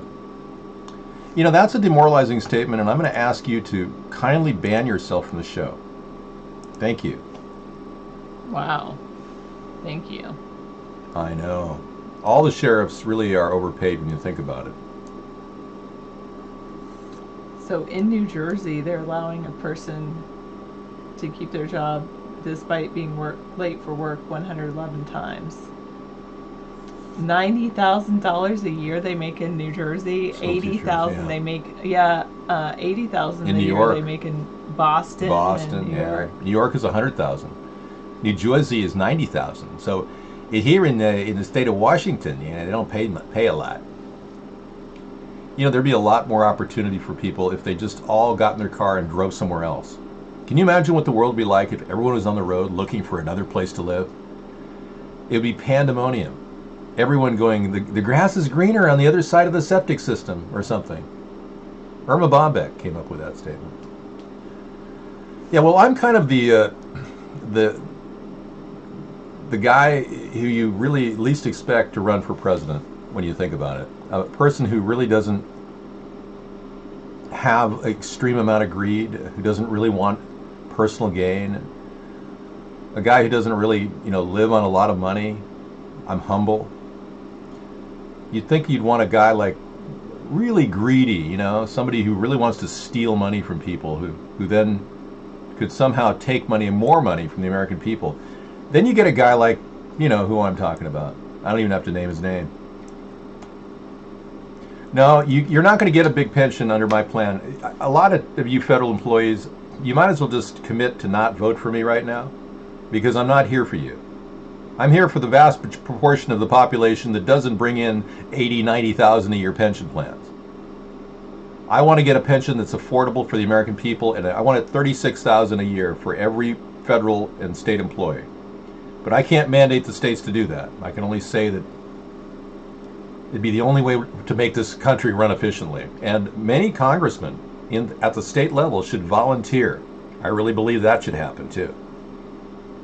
Yeah, mayor paid $158,000 a year. It's unbelievable, Walton. I know. Our local mayor started at $8,000. Literally, it was an $8,000 job, and then she jacked it up to $135,000. That's pretty amazing. Yeah. Claiming there were just so many things to do. All the new monitors we have to buy every year. I noticed that they're putting touch screens over there at the county. They just bought 25-inch monitors for all their stations. Now they're putting touch screens in. It's like every year they come up with well, let's just buy new monitors. I wonder who's on the other end of that deal. Some guy, selling them on eBay for $15. I mean, you got to wonder. Probably not even that. It's probably they're going in the dumpster. India knows something we don't, totally bogus. He says, why is India building the longest border wall in the world? Yeah. They definitely don't want to have relations with Pakistan. The borders between countries are often arbitrary constructions. This sounds like drawn onto a map of a landscape by... Yeah, it's like one of these YouTube star realities videos. Of life on the ground. Yeah, it's a YouTube star video. You're a federal employee, 5412. If you work your butt off, then you wouldn't have a butt. So we probably would give you some back pay for having lost weight. What about an incentive program for federal employees where if you want to keep your job, you have to keep your weight at no more than 20% above your BMI index, your safe BMI index, something like that? Would that be a good thing? So if you really do work your ass off, you really shouldn't have an ass. You were owner of Armstair until 1992? Wow. Amazing. You have a son as a manager for DirecTV and AT&T on the Olympic pen. Wow. Well, that's pretty impressive. You got, a lot of success in your family. Those guys are doing okay. Hopefully they'll stay employed, in the future. That's about what it is here, Sunstar. Well, including benefits. I would be an X-Wing pilot, I believe. Yeah. Somebody said, what would you be in a Star Wars character? X-Wing pilot. That makes sense, Noble Watchman. Oh, so you had a stroke and then you sold your company? Good. Oh, wow. Well, it's good you were able to get out from under it. You don't need all that stress. I heard a guy that flew a lot as an attorney, and he put on like 50 flights a year back and forth across the country in cases, and he ended up getting a stroke from all the radiation affecting his heart, and he sued. And he won. He won a $9 million lawsuit against his own company, his own law firm.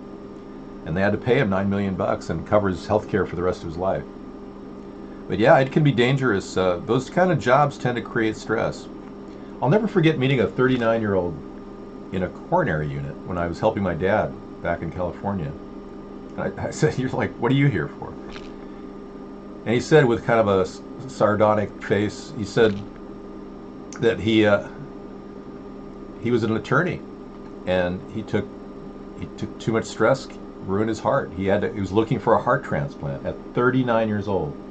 39 years old is a lot to take on. I mean, seriously. You know, you're going to have a lot of paid vacation time doing nothing because you'll be unemployed. Yeah. And you'll be able to collect on welfare, and I guess you'll be able to apply for unemployment for a while I fire you. Yeah. Yeah, there's going to be a lot of federal employees cut because we don't really need you. You're not doing anything. And a lot of the things you do is just create busy work for other people. We need to simplify the entire system in order to make it run efficiently. One of the ways I'm going to set up a plan is a comprehensive plan to all the governors of every state, telling them that if they want to cut costs, they should get rid of their assessor's office, because we can do that with a computer model online right now. We can assess a house. Realtor.com does it instantly. You just type in a few figures and you know exactly what your assessed value is. The assessors themselves could be fired too. We don't need them either. So, thank you. Yeah, you could do a lot of things. You could do things for yourself that you might enjoy. Have you ever tried underwater basket weaving or any kind of, you know, fun thing? I don't know. People have hobbies, right? Yeah, some people. Well, their hobby. You know what everybody's hobby is in this room. Coming in here, but I mean, just to watch you on yeah, the but show, besides, that's their hobby. My hobby is running for president online, but it's not it's my avocation, but it's not my vocation. I don't make any money doing this. Happy Labor Day, yeah. I was wearing a worker shirt from the Sandinista Nicaragua struggle earlier because somebody said that I appeared to be a Sandinista. They were trying to paint me out as a communist or something. I don't know what the hell they were thinking. Yeah, but I got that shirt off because I didn't want you to think that I was just a common worker. Hey, there you go. Nice. Got your Aussie hat. That's kind of fun. That's a Gore-Tex hat you've got. That's for the rain. Okay, a record 94 million Americans not in the labor force. You know, I did a number on this, and it turns out it's that number of people not in the labor force equates to, get this, 38% unemployment. If you factor in about 250,000 possible people to work. Avocation is like a vacation, yeah. It's like a long vacation. It's a hobby, avocation. I'll try to stop using big words though. Thank you. Mother-in-law, well, that was a sister. That was a different person in the family coming to visit, showing us her new hat. Migrants begin arriving in Austria from Hungary. Hopefully that this problem can be managed better, because we knew that the destabilizing effect of giving rebels in Syria $500 million would lead to this. This was all put in play by our government, so here we are seeing migrants leave. They'll paint it like, oh gosh, the problem in Syria is caused by Assad. But it's really completely triggered by our government. For days, Hungary had blocked migrants from traveling by train to Western Europe, saying it was obliged to register them, sparking angry scenes. So now these people are actually hoofing it. They're walking all the way into Munich. Yeah, she has a flappy sun hat she got, Wagmaster. David, how many people of color do you regularly communicate with? Well, Willie Pickles, he calls on the phone. I haven't had a call from anyone lately, though. Willie Pickles, he calls. I have a lot of meetings with people on a daily basis, mostly at stores, meeting them. I mean, sometimes when I'm in the bathroom and I have a wide stance, I said no, and then somebody's next to me with, No, I'm not like Craig Stevens. I wouldn't do that. But no, I meet people in the real world, and I talk to them. We have conversations. Dave, a man chooses not to work. Work is available. Yeah, that's the whole point. You're finally getting it. People don't want to work. Wow, we made a major accomplishment tonight. Thank you. Whoa, I said the unthinkable. Oh my gosh. People don't want to work. Yeah. So if we offer you $1,000 per person for a micro loan, you probably just take it and go buy some, standard variety hashish and split it up and sell it and make $1,000, $1,500 in a recreational environment where you're allowed to do that. What if we legalize marijuana? Yeah. And you don't want to work. And you said, well, I guess I could stick the seed in the ground, give it some water every day. For sure, dude. Hey, maybe now that it's legal, I could grow it or something. It'd be so cool. And then pretty soon it grows up, and pretty soon, yeah. And then you've got yourself bud, and then you string it along, and somehow you turn that $1,000 into $15,000 in cash. Yeah, pretty soon you're rolling in the dough. Well, that's the way we trigger new growth in the economy. It's that simple. The old saying, it's the economy's stupid. So we've got a visitor from another country here. Aussie. Hi. Hello. How's everybody doing? Put some chicken on the barbie. Chicken or shrimp or something? Shrimp, yeah. So we've got Marmite. Got any visitor Marmite? Here. I don't, I put Marmite on my head. You know what Marmite is, Dave? It's vegetable protein. Yeah, it's like really salty. Like you want high sodium? Yeah, I got it on my hair. Marmite, You want to right? see my picture with my Marmite hair? Where's that? Show me your Marmite. Well, I'll give you my Marmite head. It was done during the 2008 election. Oh, I really? was at my wit's end after the election, and they voted for Barack Obama. I couldn't believe it. I brought out the incredible broken St. Obama's look, and I put Marmite on my face. Marmite? That's Marmite all over my face. I wondered what you used. Yeah. That is just crazy. So, and I've got that ready to go. And I got rid of the Marmite. I actually gave it to You like your look? I think it looks pretty good. I think it looks real good. I'm just a Sheila.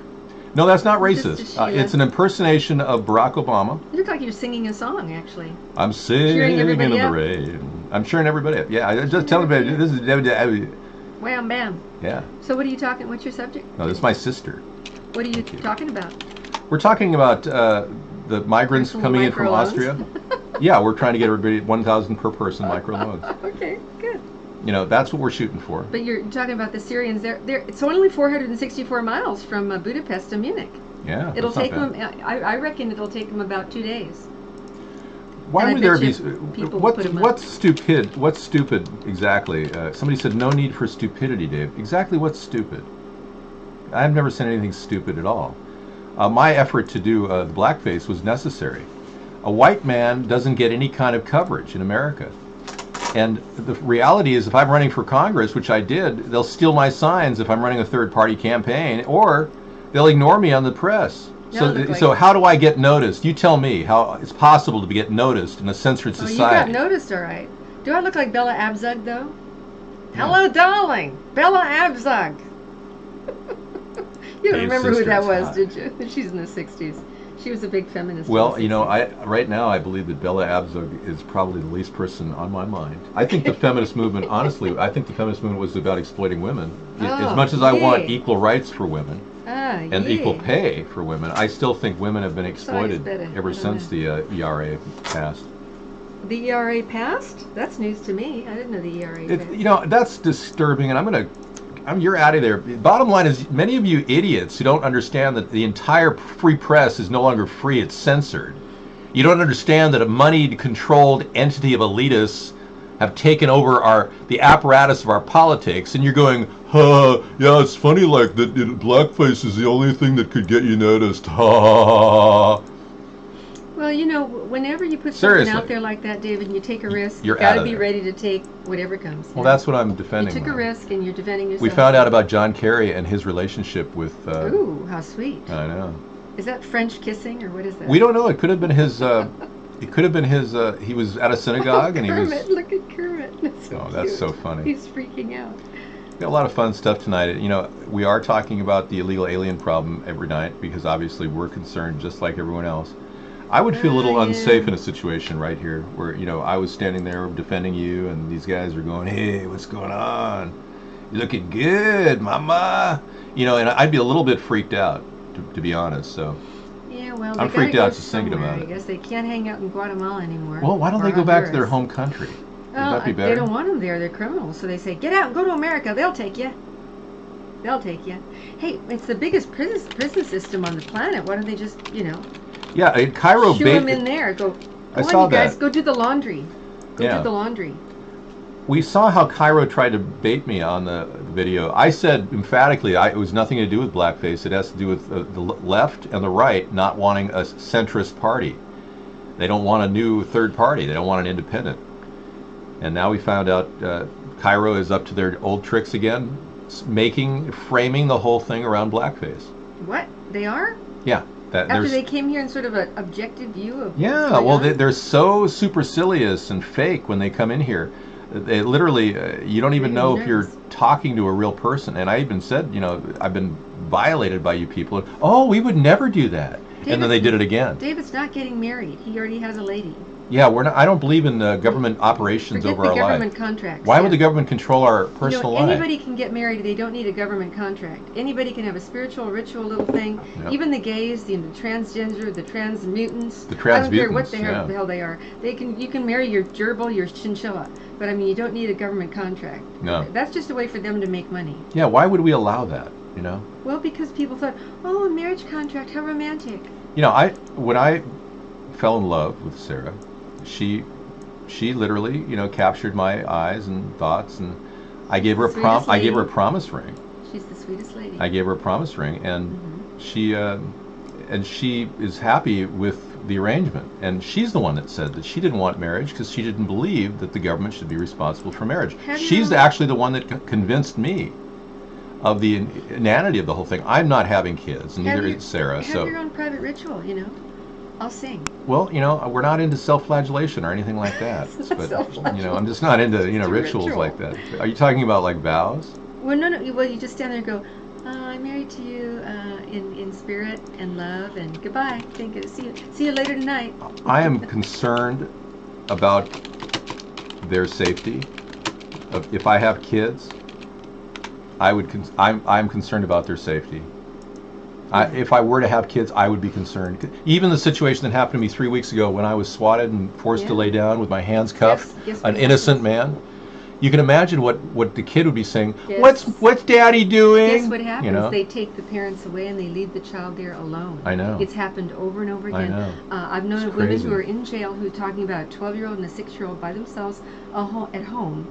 They would say to other women, you know, they would say, I've got these 2 children at home. They dragged me out of there. They left my children home alone. What do? I can't even reach an attorney. I mean, they just take you away to some jail and those children are there alone. Yeah. It's a totally corrupt system. It's totally bizarre. And nobody's fixing it because they're so happy driving around in their little Honda Civics. They're oblivious, and they just want their salary, and they're on the gravy train, and the whole thing is just upsetting. Gravy train. That was an old commercials in the 60s. You ought to pull up that old commercial from the 60s, David. Gravy train. Yeah, gravy train. And then you could show the whole commercial. These dogs are running toward the food. Gravy train coming up. Gravy train commercial, 1962. I know. You even know the year. I remember the month it was released and the day I first saw it, June 12th, and it was 3 p.m. I remember it was right before the Dragnet was coming on. I just saw, and I will send it to you, a 65-year-old disabled woman built her own tiny house. Oh, now, if she can do that, I mean... I want to see that. I mean, that's an 11-minute video tonight? No, that's one, but then the second one is the disabled 65-year-old. I don't understand why you're such a fussy eater, Harvey. Oh, you certainly don't get it from my side of the family. What's this dog food called? Gravy train. Makes its own gravy right in the bowl. EBT card. EBT card. You, of course. EBT card. Gravy train. Dog food nutritionally. Oh, let's see, it says you add one word, stir a minute. My goodness, gravy happened. Real gravy. Looks like beef stew. Gravy. I said it looks like beef stew. Oh, no, dear. Turn down like the others, refuse. I'm just up from Honduras. You're I want some it. gravy train. You're eating a dog food. Children, Harvey's eating a dog food. He's eating gravy train. Yeah, it's forever. Look at how long this commercial is, and those tapes are 2 minutes long. Gravy train. What happened to the Another song? fine product of General Another Foods. fine product from Makes its own Monsanto's gravy. cooperation with GF. Oh, jeez. Well, apparently I got to buy that. You gotta buy it, and you can't even hear gravy train. No. I That's bet sad. if Now, you that's just typed in sad. on YouTube gravy train theme, I bet it would come up. Okay, gravy train theme On YouTube, I bet you it would come up. coming up. The 50s are echoing. Yeah, sorry, I'll turn that volume down. Almond Joy commercial. Well, it won't be Almond Joy with Ozzy and Harriet, but it should come up because it was such a famous commercial. Gravy train. Well, never mind. I don't want to get you off task. Let's Well, go back to the Oval Office. Is this the same one we had before? Could be. I don't know. Yeah, it is. Same Yeah. lady. So wouldn't impress that anybody. brings me up. There was a situation where Diane Sawyer became famous for this event. It is weird to be ignored, Dan. Thank you. What'd she do? Well, she said, Diane Sawyer said she wanted all the staff from ABC to come over to her house. Oh, I heard about this. Oh, jeez. And she had everybody come to her house, Diane Sawyer, you know, the lady that interviewed, the wonderful Britney Spears. Let me give you guys a visual aid to help you realize who Diane Sawyer is, because, I mean, we all have a right to know. Inquiring minds need to know. This is Diane Sawyer. We've had a rough year. We've had a year that would test a lot of people. A lot of people, yeah. Well, Diane Sawyer was in her house with all the crew from ABC that came to visit her, and she fed them dog food. Yeah. That's a perverted woman. And she filmed their response, and I don't think that film ever went public. But people, it was like, it hit the news. Yeah. It hit the news that she fed them dog food. You know, that's something that the Illuminati would do when they get really bored. They It do is, like yeah. rituals with satanic rituals. Yeah, it's like That's- it is like that. Yeah, sort it's of to see what they creepy can do. like that, yeah. Have you seen the satanic ritualistic show Survivor, which is obviously run by very wealthy people that have all the money in the world? They put people through some pretty bizarre stuff. Yeah, I mean, I can only imagine rich people sitting there going, "Oh, let's make them eat off the ground. It'd be so funny." And oh, it's so funny that they actually think $1 million is a lot of money. And they have this guy, Jeff Probst. You know, the word Probst. I mean, what kind of a name is that? Probst, is it Probst? Probst, Jeff Probst. And he always says, "Come on in, guys." You know, every time they come out and they're women. And, you know, it's just, the whole thing is absurd. Absolutely. Well, it's obviously perverse.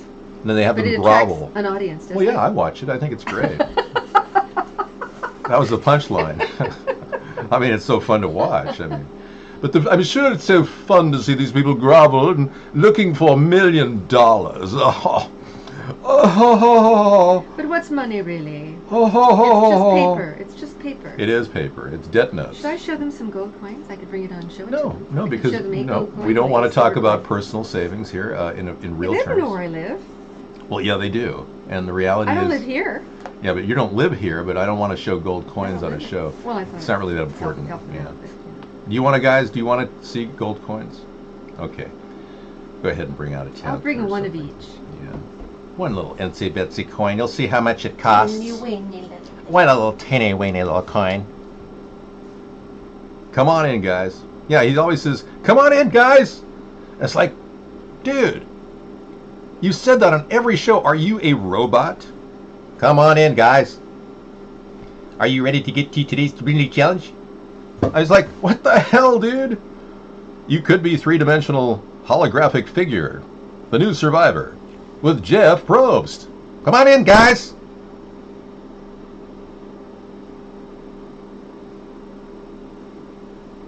He is kind of funny, though, with those dilated eyes.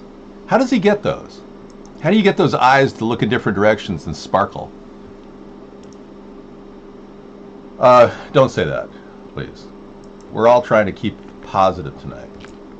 Many of you are suffering from massive amounts of radiation pluming into your household, or maybe you're just getting blow off from the wind coming from the Shenzhen reactor, the cyanide that was blowing out in the wind.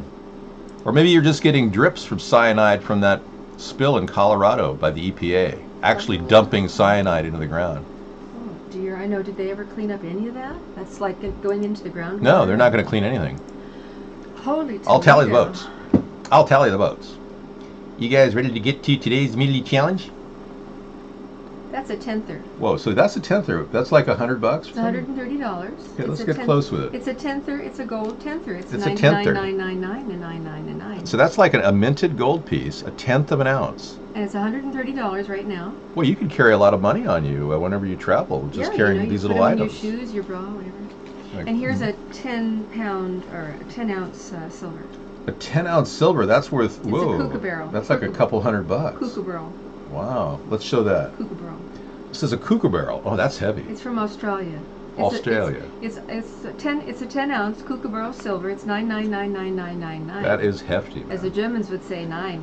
So this, by the way, this type of investment is actually perhaps the longest solution to hedging against loss that you'll ever find. It's insurance. It's just insurance against loss. It's insurance. And the insurance is that you're holding on to something that doesn't have the word debt note on it. You're holding on to something with value. In the Roman times, it was totally possible to get a shower, a new suit, and a place to sleep for a 1-ounce gold coin. You could have everything. You could be, completely made anew.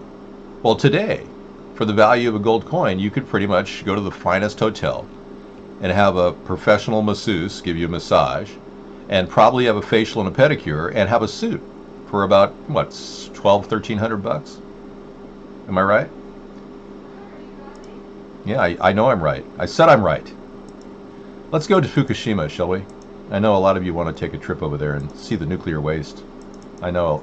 I've always, one of my favorite ecotourism events on Friday night is to just go visit the Fukushima reactor in 3D. Well, let's be clear. I found this film online that was really kind of interesting. This older man actually did a very good job. Whoa! Oh, quiet. Thank you. Sorry. Fairwinds Energy Group. Hi. Hi. I'm Ernie Gunderson from Fairwinds. Fukushima Daiichi has been in the news a lot lately. There's been tank leaks, contaminated groundwater, contaminated Pacific Ocean. Okay. And what about... Yeah, so he gives you a really good assessment of this, and I'm really glad that we have guys like this who really go out of their way to show the entire situation as bad as it is. And he has some really close-up pictures. He did some pretty good work analyzing the structure of the building. So I'll just do the narration here. Yeah, so basically it's an unbelievable hellacious mess. And I must tell you, if you donate to him, he'll get a benefit from this. But, what we're seeing is a leak, a massive leak of radiation, and a meltdown of a situation that just gets more and more disturbing every day.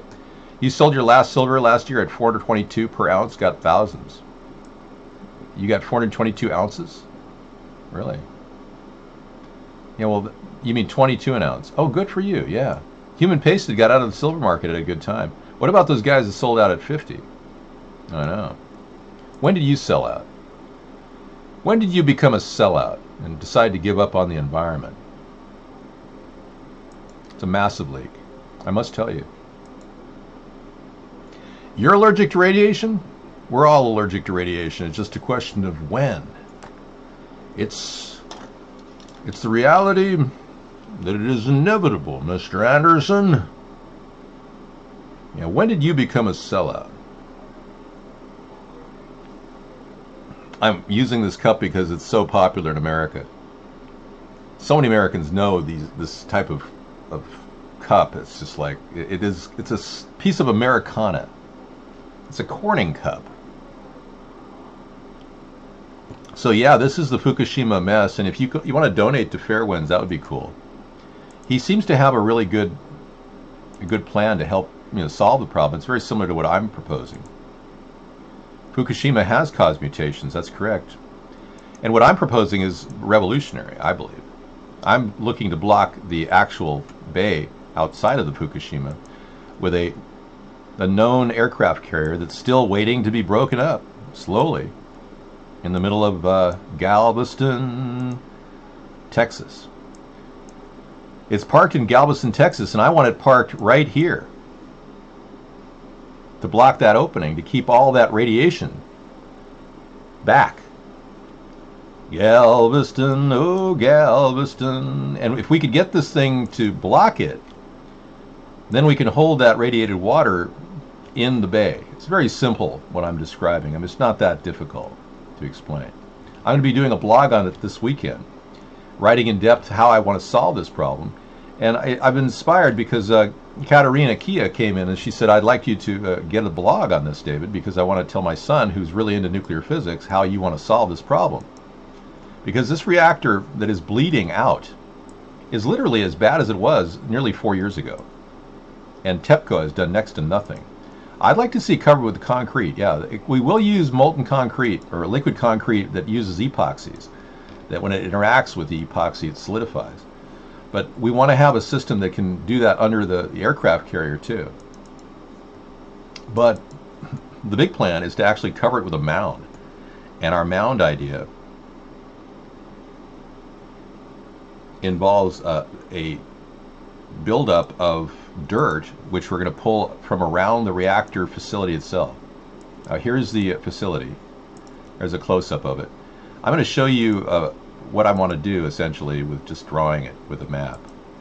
And I'm going to take and build a water wall using robotic tractors, and we will create an amazing loop around the reactor facility like that. Very careful to avoid any of the reactors themselves. And in the process of making that trench, and we can make it as deep and as wide as we want, we'll be using all of that dirt with robotic tractors to create the spiral of the mound, which is right there. And that's for what kind of plant? It's the Fukushima reactor, the Daiichi facility. For a solution to that. And it's a solution I think very well could work. And humanity ending. Yeah, so this whole concept is something that I've developed, and the idea of putting a fast breeder reactor there that will work off of the water itself. If we can break up the water molecules and neutralize the radiated hydrogen by burning it somehow in a burner reactor, we could start to neutralize the water that's so highly toxic in that jettied area that would be blocked by the USS Forrestal. Or any number of vessels could go there that are old and in retirement. We could even put 2. It doesn't have to be the USS Forrestal. It could be any number. Is there anything we can do about all of the radiation that is now in the Pacific? Is there any kind of neutralizing? No. At this point, no. Not chemical, but something natural. We're going to be able to probably get a electromagnetic mesh into the ocean. When we filter the actual plastic waste out of the ocean, I think we can put electromagnetic mesh that will actually neutralize the radiation. But this is what we're talking about, a highly toxic amount of liquid radiation. This is where the spent fuel rod is, right above here. Yeah. And in this water that they have photographs of, it's extremely polluted. I've got my anti-nuclear hat on too. Good night, Sunstar. Particles, You've hot got particles. Hot particles. It'll keep the hot so particles you bought? Is this the second? This is my Outback. This there's is my 2 different Outback ones, or is for this? the Outback, I thought is this the one you had, or I've got 2. You've got 2. Got 2. Oh, one wow. for the bush and one for the city. Oh, okay. So you got a bush one. So you're going to go to I could go Australia. into the bush. There's a lady that wants me in the bush. Really? She's in what place called Port Collins. So you're thinking you're taking a trip to Australia, which is going to be fun. And New Zealand. And New Zealand, that'll be fun. I'm trying to find a place that doesn't have much debt, and New Zealand doesn't have much debt. Right. Australia does, though. They're up in the middle ranges, but they're not as bad as the U.S. But something far more extraordinary seems to be happening. These dolphins are actually... When attacked, pufferfish release a neurotoxin. Listen to this. In high doses, it can kill, but in small doses, it has a narcotic effect. Whoa. What? Yeah. Dolphins on drugs? You got it. Dolphins on drugs, everybody. Dolphins getting high.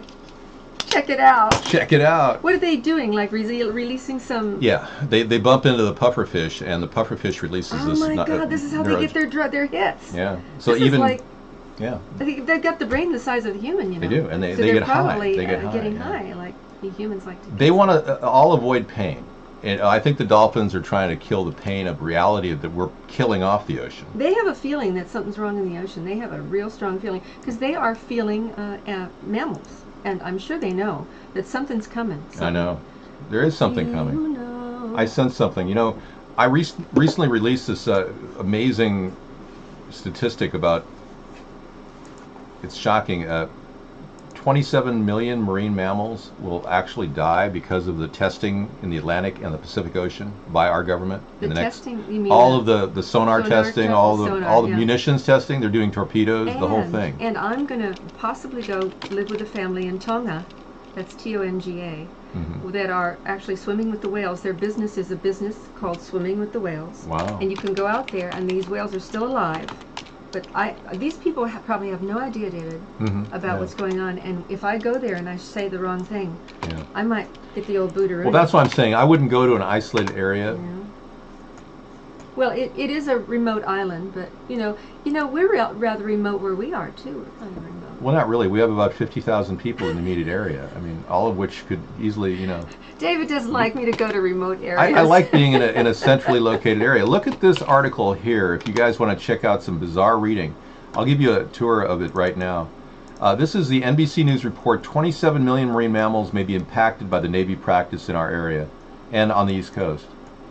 And I actually was one of the people that did comment on this. Navy estimates that its activities could inadvertently kill 186 whales and dolphins. Bumping octopus for tattoo ink. The ink's in the octopus. Yeah, they'll be going after that, yeah. Gonna get tattoos. I'm sorry, you're talking about. Hey, you know, a lot of people are really prejudiced against people who, you know, just want to talk off the top of their head, and they're being accused of being all kinds of things in here. I want you to know that that practice is a bannable offense, and I will ban you if you make derogatory statements in the show. And I'll do that same thing as president too if you harass people, cyberstalk people. Yeah, I'm not going to sit back and allow this behavior to go on. I'm going to seriously have you investigated if this continues. Dolphins are smarter than politicians, it says up here. One of the little remarks from a guest. Yeah, well you know, dolphins are smarter than the humans. It's good to have a sentient being, a little animal in your life, because isn't your little sentient being out in the living room a wonderful little creature? I have a little cat, a beautiful cat. Everybody should have a little being, because humans, we need sentient beings around us. Well, they know that touch is essential if you want happiness and low stress in life. And you see how these dolphins are touching each other? Yeah, well, they're social mammals. They have to be together. Out by the whole experience. And they get high. I think it's really adorable. Yeah. Aren't you glad I played it for you? I'm so glad to know that dolphins at least can, you know, when they're feeling sad, they can go and hit a pufferfish. Turns in passing the puffer around. So have they killed the pufferfish though? Do they kill it? No. At the end, it runs on its very own way. Oh, there it goes. It's This a little is the fat thing first they're playing time with, that right? apparently Yes, we've seen that episode. Drug use has been documented. I don't want to play any kind of sex with dolphins tonight. Drug use, David. But drug use is okay. They're saying that this is drug use. It is. What the hell? It's natural. Dolphins are getting high. Yes, this is my sister. Hello. Now back to the toxic Fukushima Bay, which is basically never going to get better. It'll always be dead. Okay? The question is, will it kill us? Put on your burqa so you can hide from the hot particles. Yeah. Everybody, that's where they're wearing burqas. So I have this. The hot particles I want everyone to know that I am a dolphin. Then shed your burqa at the door. Thank you. I'm a dolphin man. I'm as close to a dolphin as a man could possibly be. What are you, Crocodile Dundee? What are you? I feel like Dolphin Dundee. I have an affinity. I'm like the dolphin whisperer. Dolphin Sponheim. Yeah, I could communicate with these dolphins. If I were near them, I'd go. That's not a knife. This is a knife. Okay. That was what he said in that movie. Yeah, I remember Crocodile Dundee. What happened to him? Is he still alive? Oh, he escaped Australia. They were trying to hit him up for massive taxes. Oh. He escaped Australia. I think he's still living in New York City. No kidding. Wow. Of course, you'd think that America had the most taxes. Not well, you know, it's Australia. interesting. Donald Trump's father. Where are they now? Donald Trump's grandfather escaped tax in Ireland by moving to the U.S. and claiming that he was a U.S. citizen. Then he moved away and went back to Ireland, and Donald Trump's father was charged with tax evasion in Ireland at one point. Now, he's not even Irish. Ireland's in debt. It's up He's in the German. top 6. Who is? I think Trump is German? Trump's original name is Drumpf. It's not. It's not dates back to trumpeters. Drumpf. It's Drumpf. It's a German, possibly a German Jewish name. I'm not sure. I'm still looking into it. I gotta find a connection there. Crocodile But, Dundee. Ireland is up in the Yeah, top 6, 7 with the biggest debt, David. Yeah, I know. And you told me a couple years ago. I remember you said Ireland was doing so much better. They were the Celtic Tiger, but guess what happened? They were betrayed by their own government. They had the wrong government in there. They sold them down the river to the bankers. And the Irish people did not rise up. They are gentle people and they like to drink, you know. It's not a prejudice thing. They like to get together in the pubs and drink. Okay, now, if you met this guy in a bar, Oh, there he is. would you be interested in him talking to you? Oh, he's all right. He's all right. This is him. You know. Oh, well. Yeah, I mean, he's I'm not willing to talk. something special. I mean, but would you find an affinity if you? I'm willing to talk. Sure. If you find it, But just don't take out your knife, you know? Yeah, he's aged quite a bit, I must say. Well, he's had this lovely wife, but I I guess am he has a new Dolphin Man. girlfriend now. He has a new girlfriend. Yeah, now. But he let's had take a this- look at their This was the girlfriend. other lovely wife that he had. This lovely wife. Oh yeah, he had this wife. What happened to her? I'm not sure. Maybe she got a big settlement. I don't know, but Yeah, but, that was the wife, and now but maybe the, this is the new one here. This could be the this new is one. kind of like the Insider Edition hour with Connie and Dave. Entertainment Tonight. Bill O'Reilly will be featured tonight with Entertainment that's his Tonight. new swingling. But she looks a little bit like the previous girlfriend. Yeah, He's they just all trying to look duplicate her pretty out, similar, you yeah. know. Well, see, here's where he married her, was the younger man. Oh yeah, see, we're doing a tour. But see, no, there he is with the same gal. Look, Yeah, I this know. is the same gal. So he's with the same gal. Yeah. She just looks different. Look, it's the I same know. woman. He's with the same woman. So that's This nice. could be like a popular show. We could actually have a little. Maybe Bill O'Reilly could do a cameo for us. Let's see if we can get But him. look at her. Is that her? Hey, Bill. That's tomorrow, and that is it for us today. This is terrible. This is terrible. I hate Okay, I don't know this. whatever it is, it's not right on a teleprompter. I don't know what that is. I've never seen that. Play us out. What does that mean? He has a fit. To end the show? Yeah. He has a fit. All right, go. In 5, 4, 3. That's tomorrow, and that is it. In 5, 4, 3. Get so angry. That's tomorrow, and that is it for us today. And we will leave you with a. I can't do it. We'll do it live. We'll do it live. Fuck it. Whoa. Do it live. Looks like I he's can. gonna I'll take write his it, and face we'll do it live. Fucking thing sucks. I thought he was a nice guy. Oh yeah, you thought.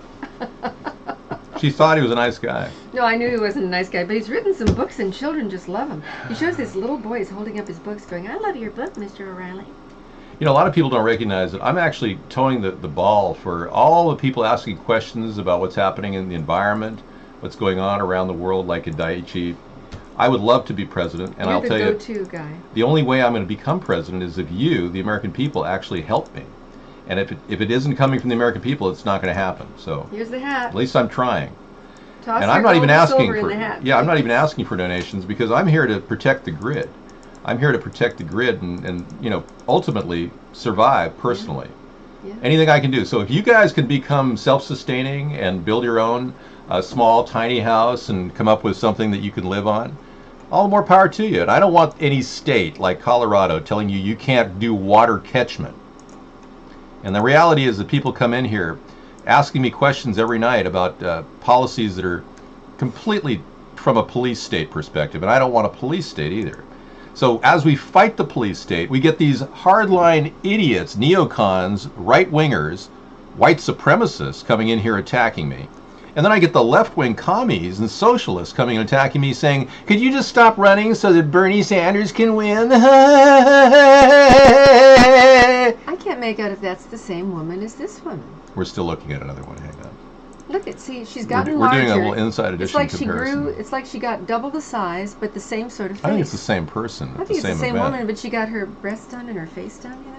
Yeah, whatever. It doesn't really matter, does it? I mean, we're doing analysis of various pictures on the internet. It's Entertainment Tonight. I mean, this is like Entertainment Tonight. Is this the same woman As with this? crocodile? He looks like he had a long bowel movement. And is that the same woman as this this is her. woman? This is her. See, that's her. Yeah, That's his. we have another woman. This now. is no. This is this woman, Dave. Yeah. But this woman is bigger. I think she's had a lot of things lifted. I think we're really focusing, and this is we're finally making progress here. We have another one. This is great. This is like Alice in Wonderland. Well, is this the same woman or is it not? I think I it's think the it same is. woman. I I think think she's just morphed into various looks. I think we're done with that. Now let's analyze somebody else. Anyone who thinks that I can't run for president doesn't know the power of the internet. That's right. Not only do they not know Obama that, did, if Obama was put in place by the CIA and all the handlers that got him into power. But they use social media like crazy. They did. And you guys come in here and attack me because I've been doing this for 7 years and you can't seem to stop me. Salmon's dad said, what does Connie think about my idea of providing sonar-free marine environments for crustaceans, dolphins, and other sound-vulnerable fauna? Well, yeah, if you don't protect your mammals, if you don't protect your mammals, I mean the karma coming back from that, you know the Cove, remember the movie The Cove?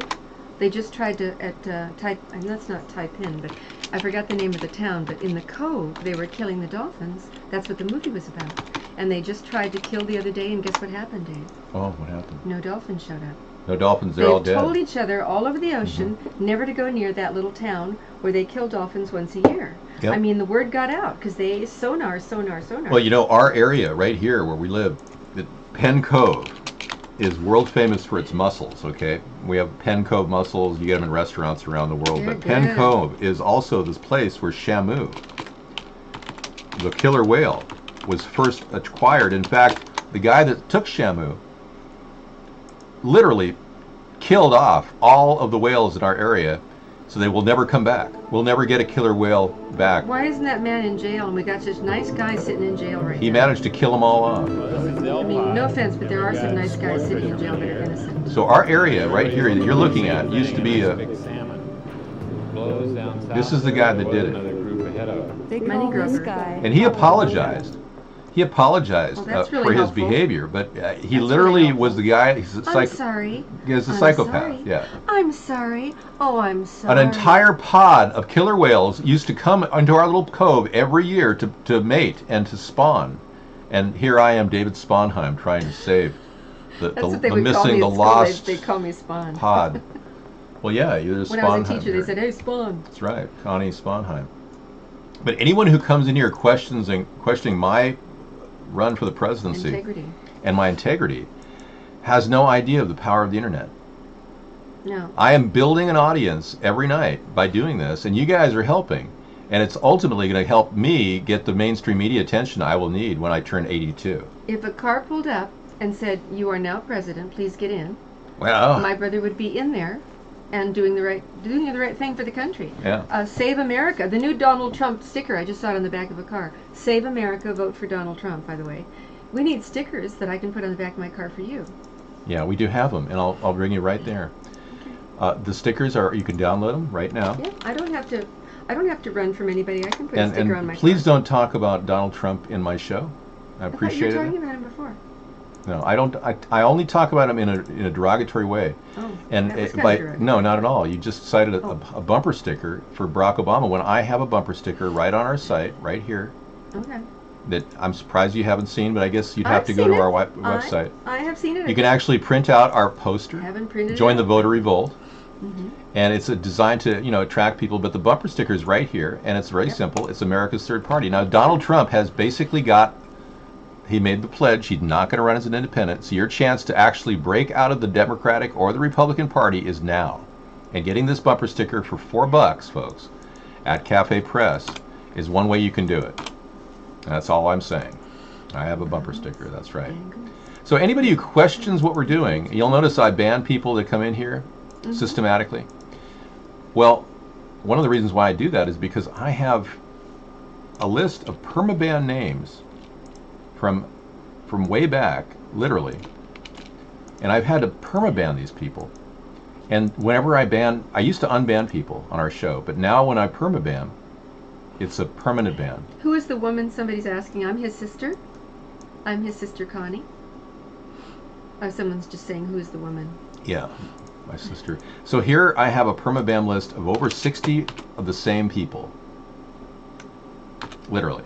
I mean, I'm not kidding. There's all probably the two. same There's person two with people. new Yeah, names? all new names. 2 people that are stalking us. Remember how I got to know you again, David? I know, and many people do that. We've actually tracked all through the people like that. I was so anxious to find Well, my that's the brother problem. again. You know, we've had a lot of real sickos doing that. Yeah, I wasn't. So somebody wants to know, what do you teach? And recently you did some work for a commercial company. We're not going to say who, but a big commercial company in Seattle, because I was a what's called a studio teacher or a welfare person, and I go and see how the kids are doing, and I also entertain them before they go on to the shoot. And also I did an arts camp not too far from here, really fun. Visual arts, performing arts was a lot of fun.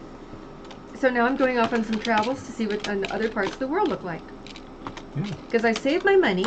I'm a worker bee, and I saved my money to go traveling. And I think Eartha Kitt did that too. She used to roll Havana cigars in Cuba, and then she'd go travel somewhere, then she'd go back to Cuba, roll some more cigars, earn some money, and travel.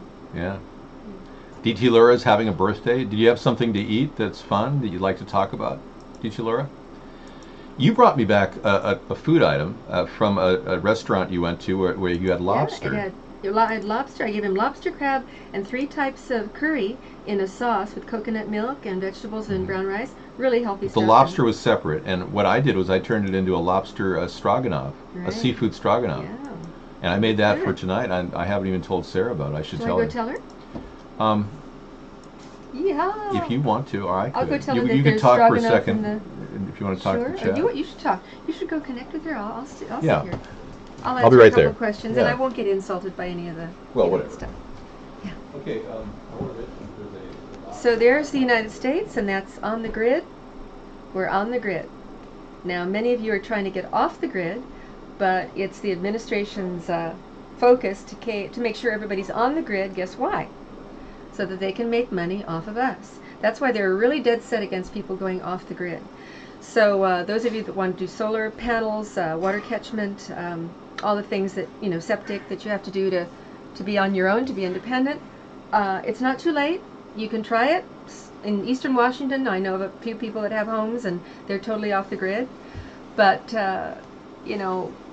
create it yourself, because the government is trying to really take your money and also be able to put smart meters in your home. And the smart meter will tell you how much power you can have and when you have to turn it off. And you don't want to be regulated and controlled like that, because usually people, we'd regulate ourselves. We don't have to be told how much power to use and not to use. We don't use too much. I mean, we know when to turn our radios off. We know when to turn our lights off. We don't need to be controlled. Nobody does. Nobody needs a nanny state. Nobody needs mommy and daddy. Government is a behemoth. It's a behemoth at this point, and it needs to be reeled in, and it will be eventually, with enough people making enough noise. And believe me, you need to make a lot of noise, or else they could just take over, put more government into place. And is that what you want? You have to speak up. You have to say something.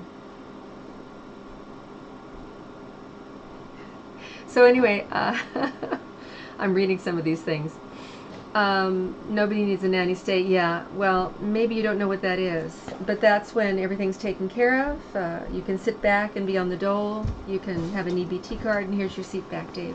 I'm going to let you take it. Okay, thank you. All right. Great. Yeah, so we've got a lot of people talking. No, I said I'd be hiring more but paying less.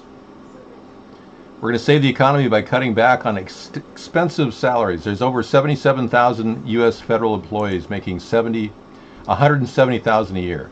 77,000. There's 100,000 in the FBI alone making $100,000 in the tech sector, and they don't even do a good job. I haven't gotten a call from the FBI lately. I'm wondering, if they could call me, that'd be great. I'm waiting for a call back. Yeah, we'll see. Anybody voting for other people will be removed from the show.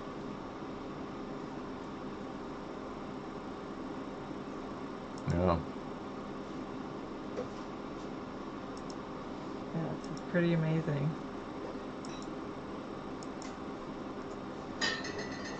So, yeah, I'm so glad that David's pursuing his dreams, and I encourage all of you to do the same. Well, a lot of Fast-paced presentation. That's so true. Let's check that right over there. I didn't start up anything. I haven't been running it tonight. So I'm you good. want me to do No, it? I'm good. I'm going to leave it off tonight. Okay.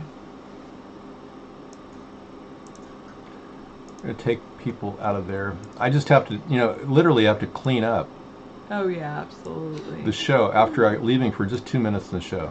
Yeah. Wow. And I've got these haters that are literally sitting there with Hey, 5 or just 6 gonna- screen hey, names. Hey. Play's gonna play. I'm just gonna shake it out. All right. Fantastic. Yeah. I really am surprised that many people are so fearful that I'll gain more and more popularity. We've already grown by leaps and bounds the past year, and we've finally seen an arithmetic curve. It's a straight line. And we started to see an exponential turn at this point. And I'm really glad that we've got other broadcasts going at the same time. And I want to thank the other networks for allowing us. I'm broadcasting over there too. Oh, awesome. I should open up that chat room. Yeah, Let's take a look. Here's Here's a hidden camera detector. That's interesting. We got to sign up to this too. That's something I want to do. Yeah, you've got to do that. That's an Apple thing. Or Android. They also have it for Android. Do they really? I didn't see it there. They just released it for Android. How come it wasn't dangling in the? Because it was originally for I don't see the Android here. Is it an app store? It's called Get It on Google Play. There we go. Thanks. All right. So a hidden But camera. you have to have Google Play, so you need to do it from your note. Right. Anyway. What do all these items have in common? Believe it or not, they are all hidden spy cameras. Whoa. Technology has created cameras small enough that they can be placed in almost Here's a link to anything. this video, folks. If you thought it would take a super spy to install a hidden camera in your office or home, think again. These cameras are found in clocks, pins, keychain remotes, watches, teddy bears, sunglasses, computer speakers, air conditioners, and even your bathrobe hook. I can think of no legitimate information gathering operation that needs a spy camera in your bathrobe. They're very small. hook. See those? Can you? I saw one of those for $14 online. Yeah, it's They're like cheap. hidden in a hook. Yeah, they're really cheap. Hook cameras. So these are hidden cameras that the detector app for the iPhone and Android will find. Now, one of the reasons why we have so many haters and distractors from our show is because they are fearful that it's getting more popular, and they don't understand why. They can't understand it. I don't know my IQ. I never had it measured. Yeah, I wish mine had never been measured. It really destroyed my life in some ways by telling me that I was a genius. Yeah, I can see that happening. It can get to your head, because when you're doing 400 things at once, which is what I do to run the show, Yeah. it's like, if only I had been a greeter at Walmart, and I would have made $80,000 instead of doing this. Why don't we I'm just gonna do do that, something else? Yeah, I know. But I was going to do this instead of that, because basically what I'm doing is probably just as important. Yeah. Time to deal with the communist Zionists. Noble Watchman is really upset at the communist Zionists, the mobsters, the Jewish mobsters in Russia. Yeah. I mean, they're not even the biggest problem. You've got the Bergstroms, the Warburgs, the Rothschilds. You've got all these families vying for power around the world with their global power and reach. And money seems to dominate the whole world now at this point. That seems to be the problem. When money will no longer dominate the world and people will be running out, you'll see real stories start to take place, and the real ugly face of our harsh economy is going to rear its ugly face in front of us.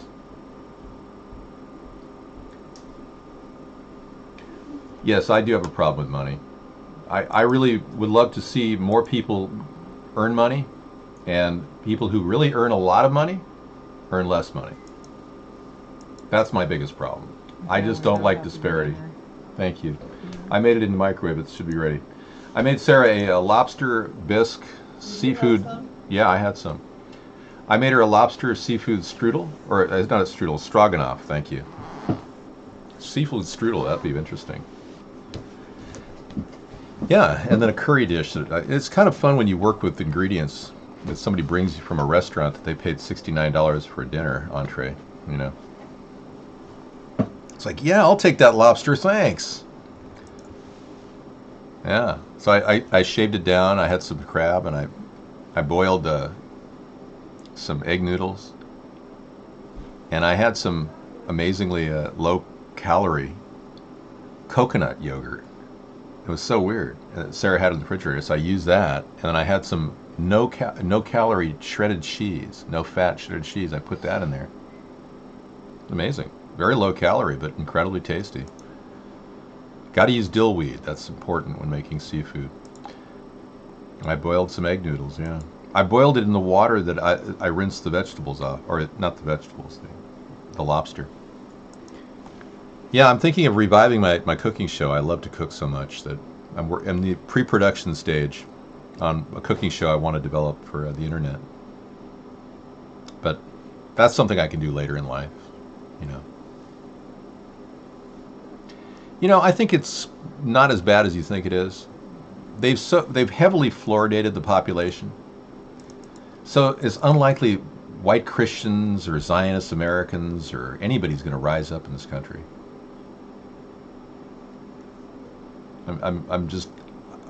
I have to, you know, face the sober reality that they're literally neutralizing the population by fluoridating us, slowly poisoning the population. It's a plan that has been in works for over 500 years. And Freedom Friday we should mention fluoridation, because what it's doing is entrapping you inside of your brain. What do you think they do with people that are on Prozac? It's basically fluoride. 100%. The most concentrated form of fluoride. So, they don't want us to have children either. So they want to make sure that we sign on to their agenda of homosexuality. That's something that they want to push in front of us. The sober reality is they want us gone. All of us.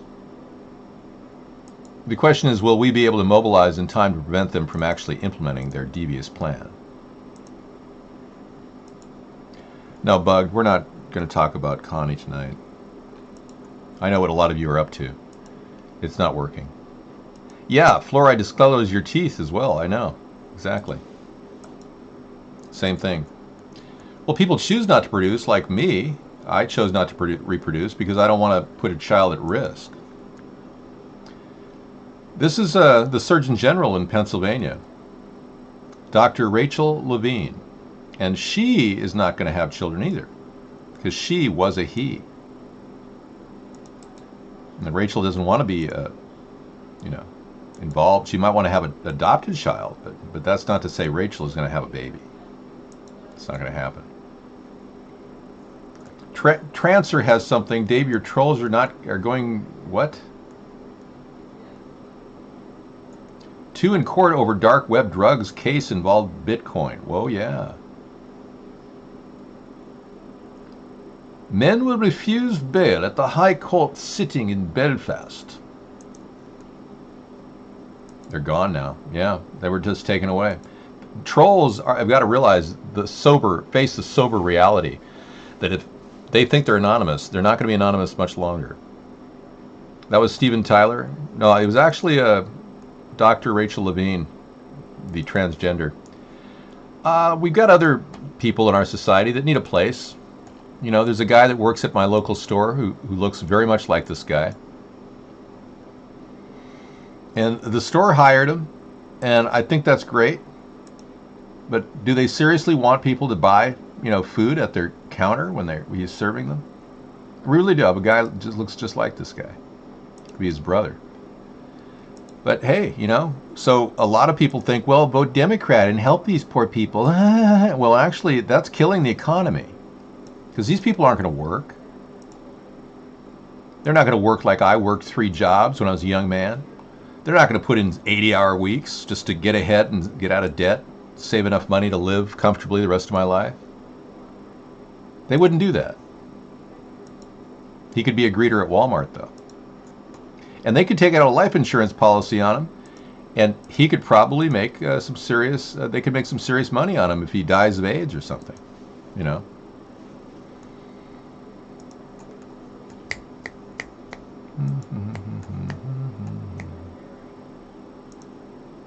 Well, this is interesting. This is a close-up of the test done in Bolivia, showing the cow flatulence that one dairy cow produces in one single day.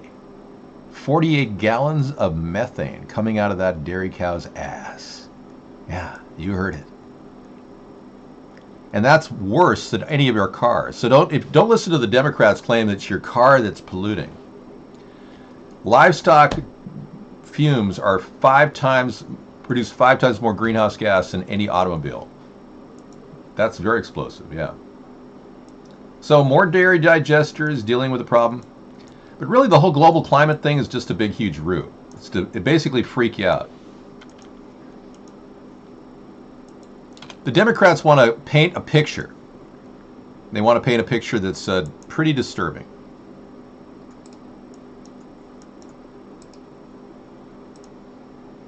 They want to paint a picture of an entire drought facing the West Coast, for instance. Burned all the way up and down. This whole area, a high economic area, will be destroyed with drought. And it's been destroyed with drought due to chemtrails. See, what they're doing is they're spraying chemtrails high above the sky to bring water to our area, right here. So there was so much water that it blew straight across the winds blew straight across, and this area had like 3 winters. The New York area, all the way up to Maine, had like 3 winters of snow. So basically all the aggregate snow matter went up here. Meanwhile, the rest of the mid-plains literally was dehydrating. So we are looking at across the board a drought that could very well be a significant impairment to our economy. And who benefits from that? People that control the water. People that don't want California to produce a lot of agriculture. People that want to starve our country out. Global European elitists that want to control the future of this country and weaken us. They want to get rid of our country. They do. They don't want it to be powerful. They know that the only thing standing between them and the pitchforks is a strong country called the United States of America. That's it. They know that we are their only enemy, the enemy of the people that run our nation from within our monetary system.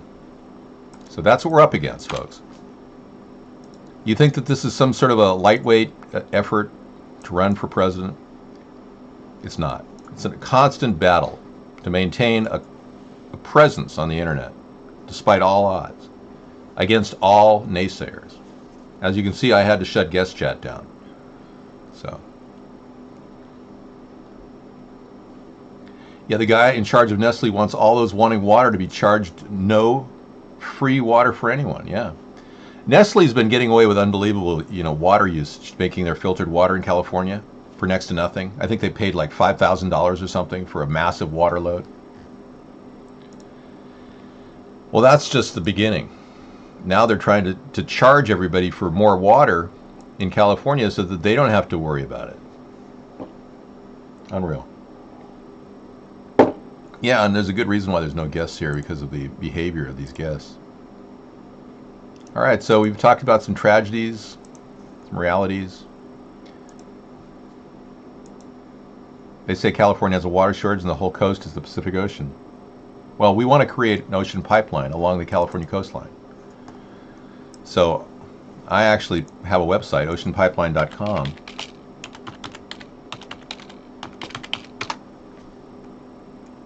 where we talk about building this California coastline water system.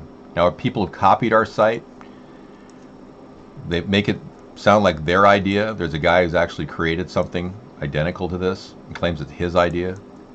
We've had this idea out since 2005, and we want to solve the problem by putting ocean pipeline modules up and down the coast, running on passive desalination. This is not something that would require any fossil fuel at all. So Santa Barbara, they're building the desalination system there, the centrifugal system. That's going to cost a lot of energy. But this is just infrastructure. These are modules that would be lined up and down the coastline that would automatically desalinate the air as we go. It basically takes and evaporates this center. This is the seawater in the middle, and evaporation occurs in the inside of the dome, so the dewdrops of fresh water land in these side troughs right here and right here. And then we have plenty we can keep in reservoirs for people at any time. And this is a simple solution, and it's a very long-standing 50-year solution, whereas a lot of those centrifuges will run out of fuel and go down, especially if the grid goes down. So this system will run on its own without any problems with the grid. It'll always be a source of fresh water. So no longer will farmers have to base their farming projections on the vicissitudes of nature. They can actually simply rely on the amount that they can get from the pipeline itself. And this will spawn brand new populations. You'll see Fresno grow again. You'll see Sacramento, San Francisco grow. Even Redding will start to become a booming city. Last summer, it's been like 118 degrees up and down the coastline. It's absolutely disastrous. So we need to start moving in a direction that will help save the nation. I'm telling you, folks, we've got these overseeing moneyed elite warlords that literally want to take our nation and keep dumping it hard. Is United American in here? Is this guy in here? No, he's not in here. Yeah, I don't allow him in the show. All right. But solving the problem could be as simple as having the political clout necessary to do it. Okay, I'm going to go ahead and let Guest Chat on. Well, he basically ruined his welcome when he badmouthed me on his show numerous times. That's why I won't have him on our show. Yeah, and I will never allow any state to outlaw water catchment. No, I don't allow him in my show. Of course not. I call him United Extremist. Yes, absolutely. But Freedom Friday really is about talking really about how we lost our freedom. You know, I would love to be able to say, hey, yeah, this is great. I live in a free country, but because of the new strange world that we're living in, somebody could hack into a local police office and leave their voice, which doesn't even match my voice, and the local police office could go ahead and take that as an immediate threat and send the SWAT team over to my house to haul an innocent man out of the house and have him lay down. Now they were fairly decent the way they handled me, but I still feel traumatized by the event. And if that was the goal of this person who committed the felony, they're going to feel a lot more traumatized when they're laying next to a big fat guy in their cell for 10 years when we catch this predator, the perpetrator of this crime that he did. Hi, DT. Yes, we're on there tonight. Actually, we're doing it tonight. Thank you, Kingpin. We're going. Tomorrow is our anti-war rally. We're going to be talking about the end of World War III as we know it. I hope they find them too, Kingpin. Thank you. We're going to talk about how our nation is going to deal with the population of young people that are sitting around doing nothing. And the last thing I want you to do is have to be called into war, fight some ground war somewhere. I'm going to get rid of the draft. Donald Trump hasn't talked about that. I definitely will get rid of the draft. We won't need it. And we'll strengthen our volunteer army.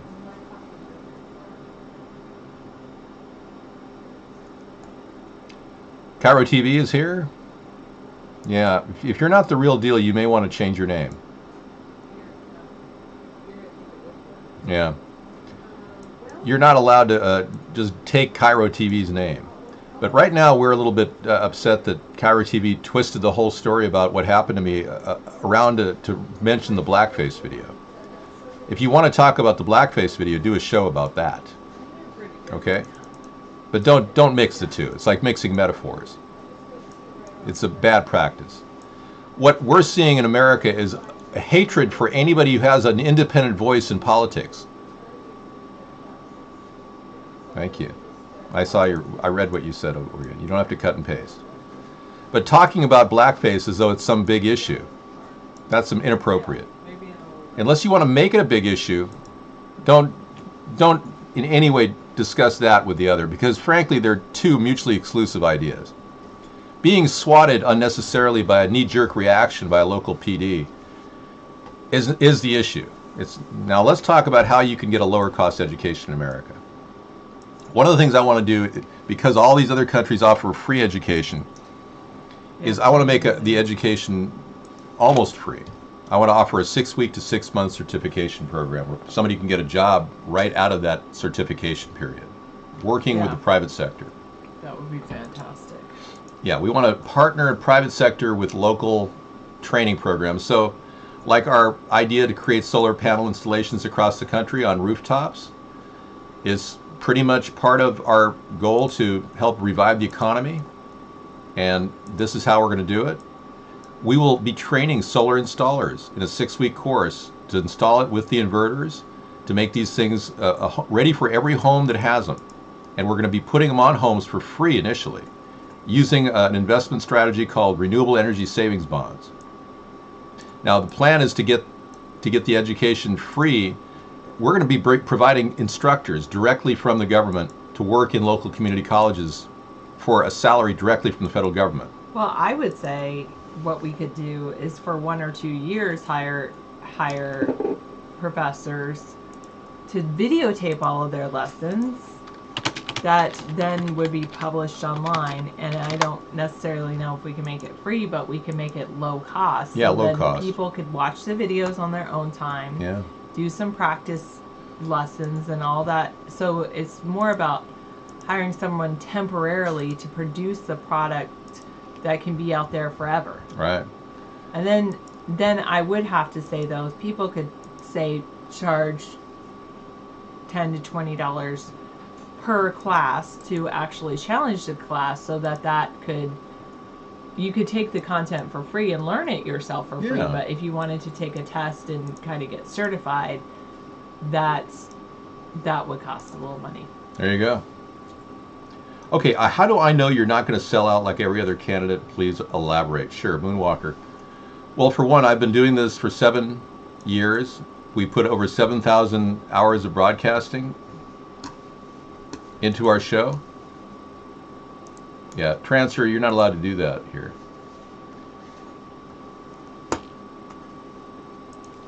Yeah, I just wanted to purge him. I'm going to unban him. Okay. I don't know Alright. about this guy.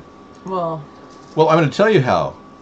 By this commitment that I put into this campaign without any mainstream media attention except for 12 seconds, which was inappropriate. It's dedication. It shows you my commitment to this. And we haven't made a personal penny out of any of this. We've never, ever expected anything. And I'll never sell out because no one's buying. Thank you. Get it? I got it, yeah. I'll never get super PAC money like Hillary. I'll never get the kind of big corporate endorsements like all the Democrats, Republicans have.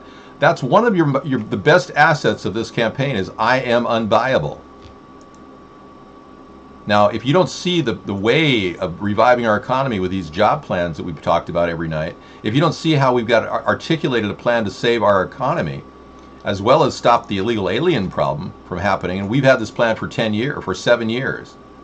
If you don't believe in a microloan program that actually will help people to get ahead in their personal life, then you'd want to vote for some liar, some greedy liar who wants to profit from this entire event because he's running out of credit. And I think you know who I'm talking about. We've got a lot of bad people running for office right now. You, as a voter, have to sift through this and figure out who's good and who's bad. go to allfec.gov and see who donated to who. We're running the campaign together. We have a common interest in this as a partnership, and we're working on it together on a nightly basis. We've given each other 50% of our time to this event, and we're working on, maintaining a strong presence all the way up through the election and beyond.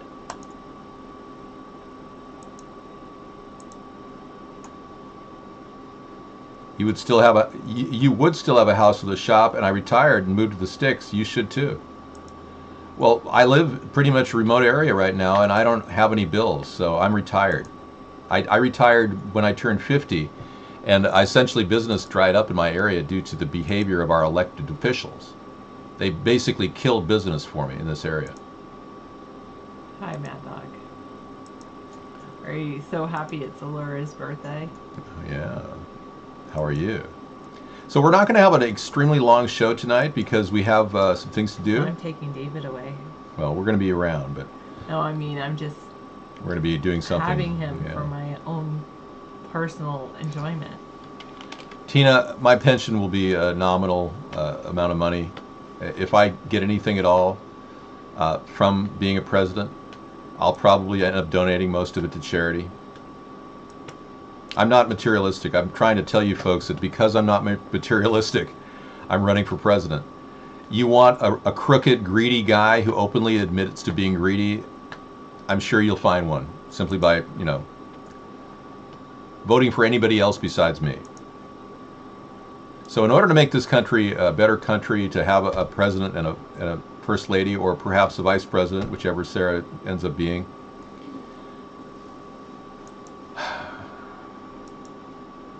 thank you. And I'm going to drop out of the show in just a second. I'm sure we'll be fielding your questions tomorrow with our anti-war rally. So you guys can talk about stuff like ending the war that's happening right now in Syria. And you're seeing a lot of results now of our government's actions destabilizing going on 7 countries in the Middle East, Syria being the 7th. It's really sad what's happening. Okay, let me get a video list for you guys to watch all about freedom tonight. Now, one of the things I have played in the past, which may be a little bit disturbing, is a violent movie, or it's actually a rap thing. It's a rap video. Okay, thank you, Sarah. I'll be with you in just a second. And it's called Call the Cops by Rob Hustle. And it's a pretty good video. And I'm going to do a few things about police brutality, too, that many of you may have not seen, or may have you seen it. We're going to see how in North Carolina they're arresting homeless people and sending them to FEMA camps. Unbelievable. North Carolina. And a short film on police brutality out of D.C. And, yeah. And Virginia police pepper spraying a man who's having a medical emergency. He's having a stroke. He's falling off the car and he's getting pepper sprayed.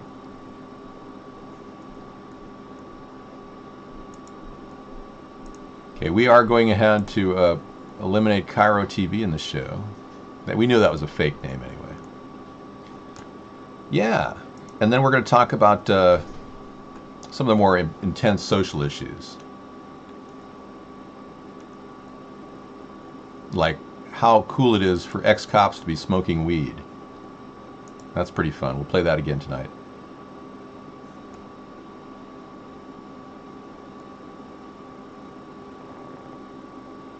And a video called The Deliberate Dumbing Down of America. I watched it the other night. It was really good. Okay.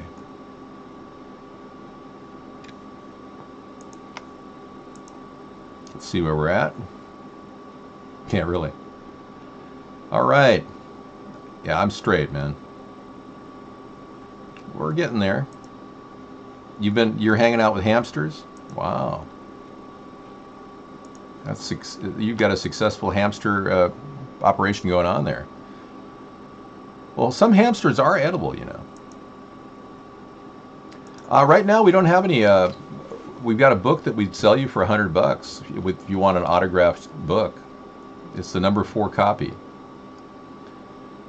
Yeah, first person that makes a donation of $100 will get that book. Be sure to leave your address when you donate. All right, everybody, say goodnight to me. This is what happens when you call the cops. Say what? This is what happens when you call the cops. Come on. This is what happens when you call the cops. You get your rights violated or you all get shot. This is what happens when you call the cops. This is what happens when you call the cops. This is what happens when you call the cops. You get your rights violated or you all get shot. I'm sick of people being victimized by criminal cops. Psychopathic predators terrorizing neighborhood blocks. Equipped with pepper spray, mace, cuffs, tasers, and glocks. They like serial killers acting out subliminal thoughts. Forget what you taught, these cops have got a license to kill. Witness intimidation means that they can use it at will. Code of silence means that the pigs will never let out a squeal. And if they go to court, they know the judge will make them a deal. For real, that's why they stopping me, locking me up and stopping me, confiscating my property, talking in my demography, making the poor commodities, profiting off of poverty, enforcing policies, supporting prison economies. Yeah, no one makes money when the violence stops. Hating brutality's the way to make a criminal crop. Blood in the gutters, how the rich butter they bread at the top, and that's why